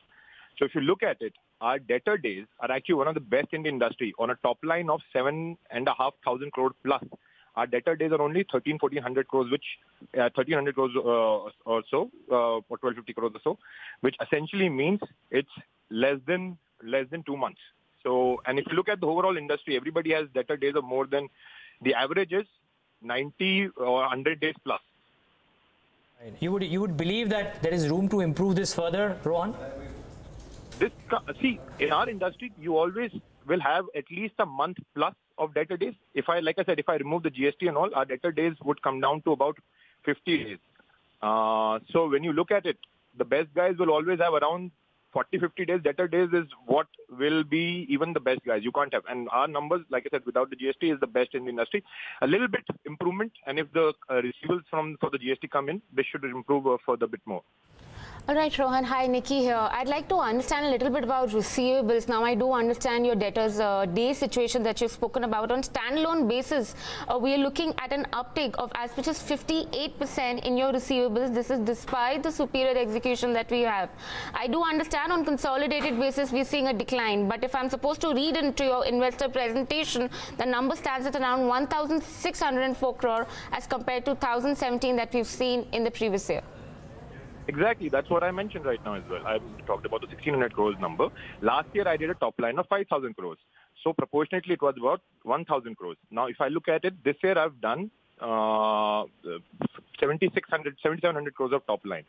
Proportionately, the 1,600 crores minus the 350 crores, if you do that, proportionately, it's gotten better from last year. That's exactly what I was trying to tell you, that this has only gotten better. Every month now I'm executing more. Last year I was only executing 400-500 crores of top line every month. If I look at it, normalize it over 12 months. Otherwise, usually in the last quarter, you will do the biggest. Like even this quarter, we did 500 crores or so of top line, which essentially means 800 crores of revenue coming every month. Now, when you're doing 800 crores of revenue every month, that doesn't get paid to you immediately. There's always a lag. The payments will be checked by the government. That's how the industry works. So and I would really recommend you guys to have a look at the industry standard. And if you have that, then let's talk on those numbers, because I'm giving you the numbers. The industry average for debtor days is much higher than us. Our debtor days are in fact the best in terms of days. You can't look at the absolute number because our revenues are higher. Because the revenues are higher, obviously these debtor days will also be higher because I'm executing more every month. Look at the debtor days. All right. All right. In that case, I have a different question. Maybe it's an accounting policy clarification that most of the street would want to understand. One of the concerns that was also shared was what are the other intangible assets under development, and why is their portion rising in FY18? And also, why does an EPC company need this? Just for your accounting, clarification purposes in that case. Thanks a lot for that question, Nikki. Now again, whoever's asked this question and, how it went down is somebody obviously who does not understand Ind AS. Now, when you're building a toll road, the Ind AS accounting says that you need to account for it as intangible asset because your future revenues are not sure. So Ind AS says you need to account it for it as intangible assets. Now, last year, when we were doing a toll road project, when we were finishing one of the PPP projects that we were doing, Guna Biawra, so we've done half the project. So half of that accounting was in intangible. Now this year we've completed it. So the complete price of that project has now been booked as tangible assets. It's something which is done under Ind AS. And obviously, we answered this over the call as well. I tried to explain people how it is because obviously some guy who does not understand the sector, or how the accounting works has started this.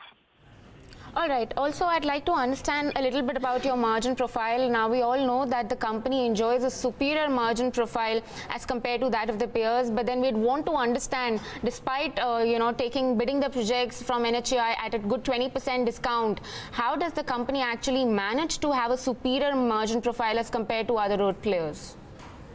Now, again, this is fallacious data that you're looking at. I don't know where you come up with the number of 20% discount to NHAI numbers. If you look at my whole ordering that we've given out, majority of my orders have actually been won at more than 20% of government estimates. If you look at my last years, or 15 or to 20% of premium government pricing.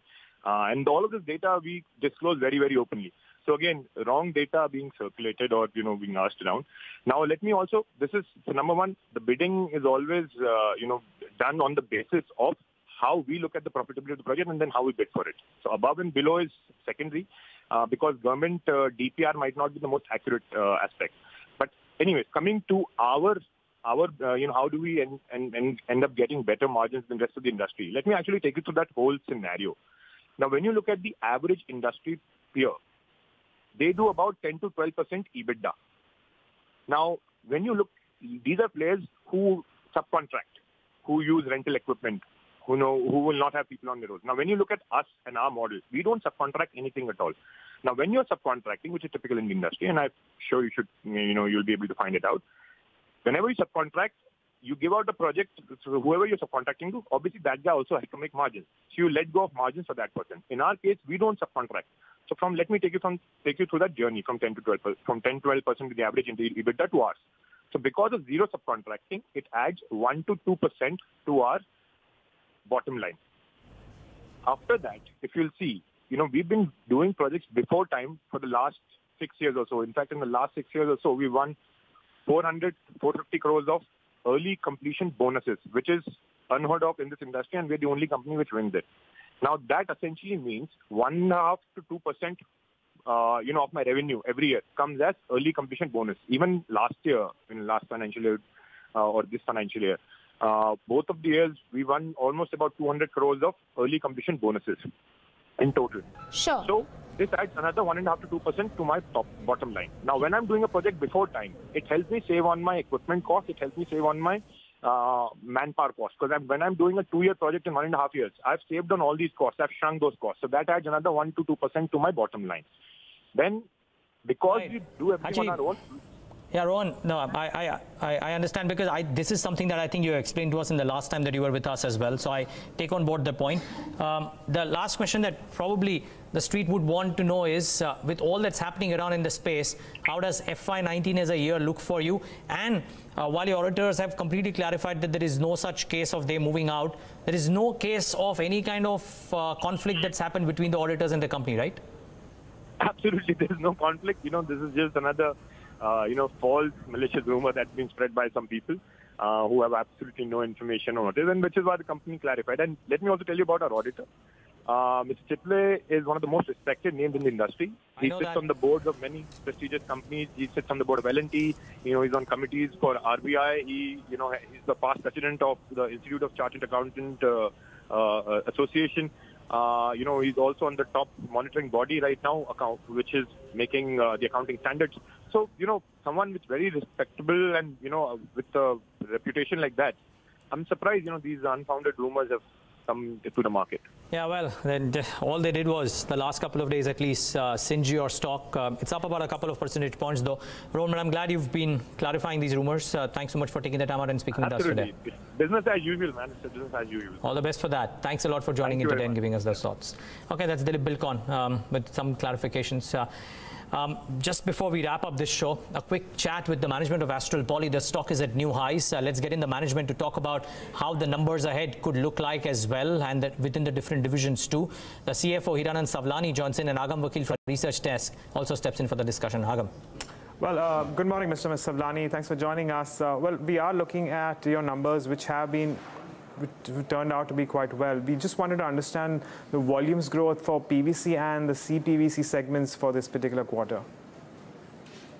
See, basically the consolidated volume growth in the last year was 16%, though the industry was not growing that great, but our company has delivered a very robust growth of 16%. And going forward also, we are seeing the similar kind of growth we are expecting in FY19 also. So your margins have also come ahead in the fourth quarter. Is this likely because of the price hikes, and to what extent has the input costs aided your expansion in margins? I think 15-16% is the margin which are going to be a sustainable kind of margin. Last quarter was the abnormal margin of 17% plus, because last quarter is always peak in our industry. So because of economy of scale advantage, the margin was around 17%. But I think going forward, 15% plus margin is a sustainable margin for FY19. So there's been a decline in your realizations in your plastics business for 2 quarters straight. Can you tell us a little more about why this is, and if we can expect this trend to continue? I think Q4 the realization was declined mainly because the crude price was low. So because of that, the plastic price was low at the international level. But now from the Q1 onward, there is a sizable improvement into the pricing of the polymer. So in this coming quarter, we are seeing that volume growth will be lesser than the value growth. So value growth will be more than 15%. If the volume growth will be 15 to 16%, then the value may be 18 to 20% kind of level. And in your adhesive segment, how is Resinova and Seal It doing in terms of traction right now? I think Resinova is doing very well. Even the kind of top line growth Resinova has delivered in last year, and kind of consistent improvement into the EBITDA margin we are very happy with the performance of the Reginova. Silit last year there was a top line growth, but because of this US losses, the EBITDA margin was around 5-6%. So this year we are expecting that the US will start performing well. In fact, it has already started giving us a good number. So we are expecting that this year even overseas operation of Silit will going to give us minimum double-digit EBITDA margin, and Reginova will also going to give us a reasonably very high margin. So also a word on your distribution network and the expansion. What are the areas that you're looking to expand from here on, and how are you laying out the plans in terms of expansion, keeping competition in mind? If I'm talking to the adhesive side first, the adhesive we already completed the expansion in last year. So now we have a very high capacity available with Reginova. We can take care of turnover up to 1200 crore. So that much of capacity there. Right now the utilization is hardly, I can say 40% kind of level. So we have enough capacity available in Reginova because we have increased the capacity in the current year. Coming to the pipe side, last year we have increased the capacity of around 13,000 metric ton. And in the coming year, FY19, this Rajasthan plant will be operational. There we are expecting the 22,700 metric ton capacity. And then the south plant, which we are targeting to double the capacity. So additional 20,000 will be coming from the south. So now there will be a sizable capacity available with the company. Around 190,000 metric ton capacity will be ready by FY19 closing. So we have now enough capacity, and now we are going to focus on the growth, because with this Rajasthan plant we want to increase our volume into the north market where our presence is very low. And similarly in the southern market our plant is working at a 90% plus capacity. So once this double capacity will be there, so additional 20,000 will be available. We are expecting that that segment will also going to grow in a big way. So we are very positive about the growth in the coming years. Okay, Mr. Savlani, we'll leave it at that. Thanks for joining us and giving us an update on the quarter gone by as well as the outlook. Well, Neeraj, the key takeaway here is that while they expect to maintain their margins around 15%, the margins at 17% for this quarter is a one-off, and that may not be in the coming few quarters.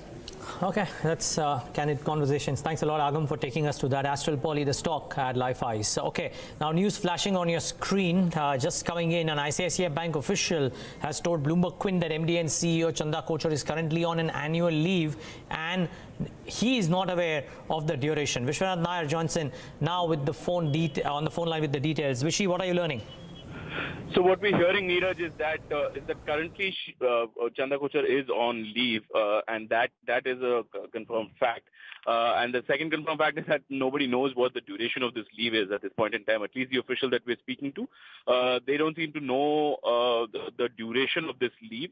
What they do know, however, is that the independent inquiry, which was announced on the stock exchanges just a couple of days ago, that will continue as planned, and that there will be an independent person appointed to conduct that inquiry. So that is going to go on time. Remember, all of these clarifications are coming out because this morning there was a news report which suggested that Chanda Kochhar has been asked by some board members to go on indefinite leave. Of course, that story is yet to be confirmed by Bloomberg Quint. Okay, sorry, Vishy, maybe I missed it, but I just wanted to know, understand from you, were you able to ask this official if, about this whole, talk doing the rounds about she being asked to go on indefinite leave? Maybe I missed your answer, but were you able to ask something like this? Neeraj, so we did ask them, but nobody within the bank is willing to confirm this story at this point in time. So we at Bloomberg Quint are not able to say this confirmed. Okay, so what we have on record is that she's on an annual leave, not necessarily asked to go on indefinite leave. That's something that is unconfirmed as of now, right, Vishy? That's correct. That's correct, Neeraj. Okay. Thanks for putting that into perspective, Vishwanath Nair. Well, the focus will remain. The stock has been on a roll as well the last couple of days, but the focus will remain on this piece of news. 295 currently is where ICICI Bank is trading at. But I tell you what, out of time completely on this show. It's a very flat market, so not that there's too much that is moving around, save for a few stocks here and there. But a lot of liquid stocks moving around. The first day of the new series, the FNO show, will take forward the action on the other side. Thanks so much for watching Indian Open.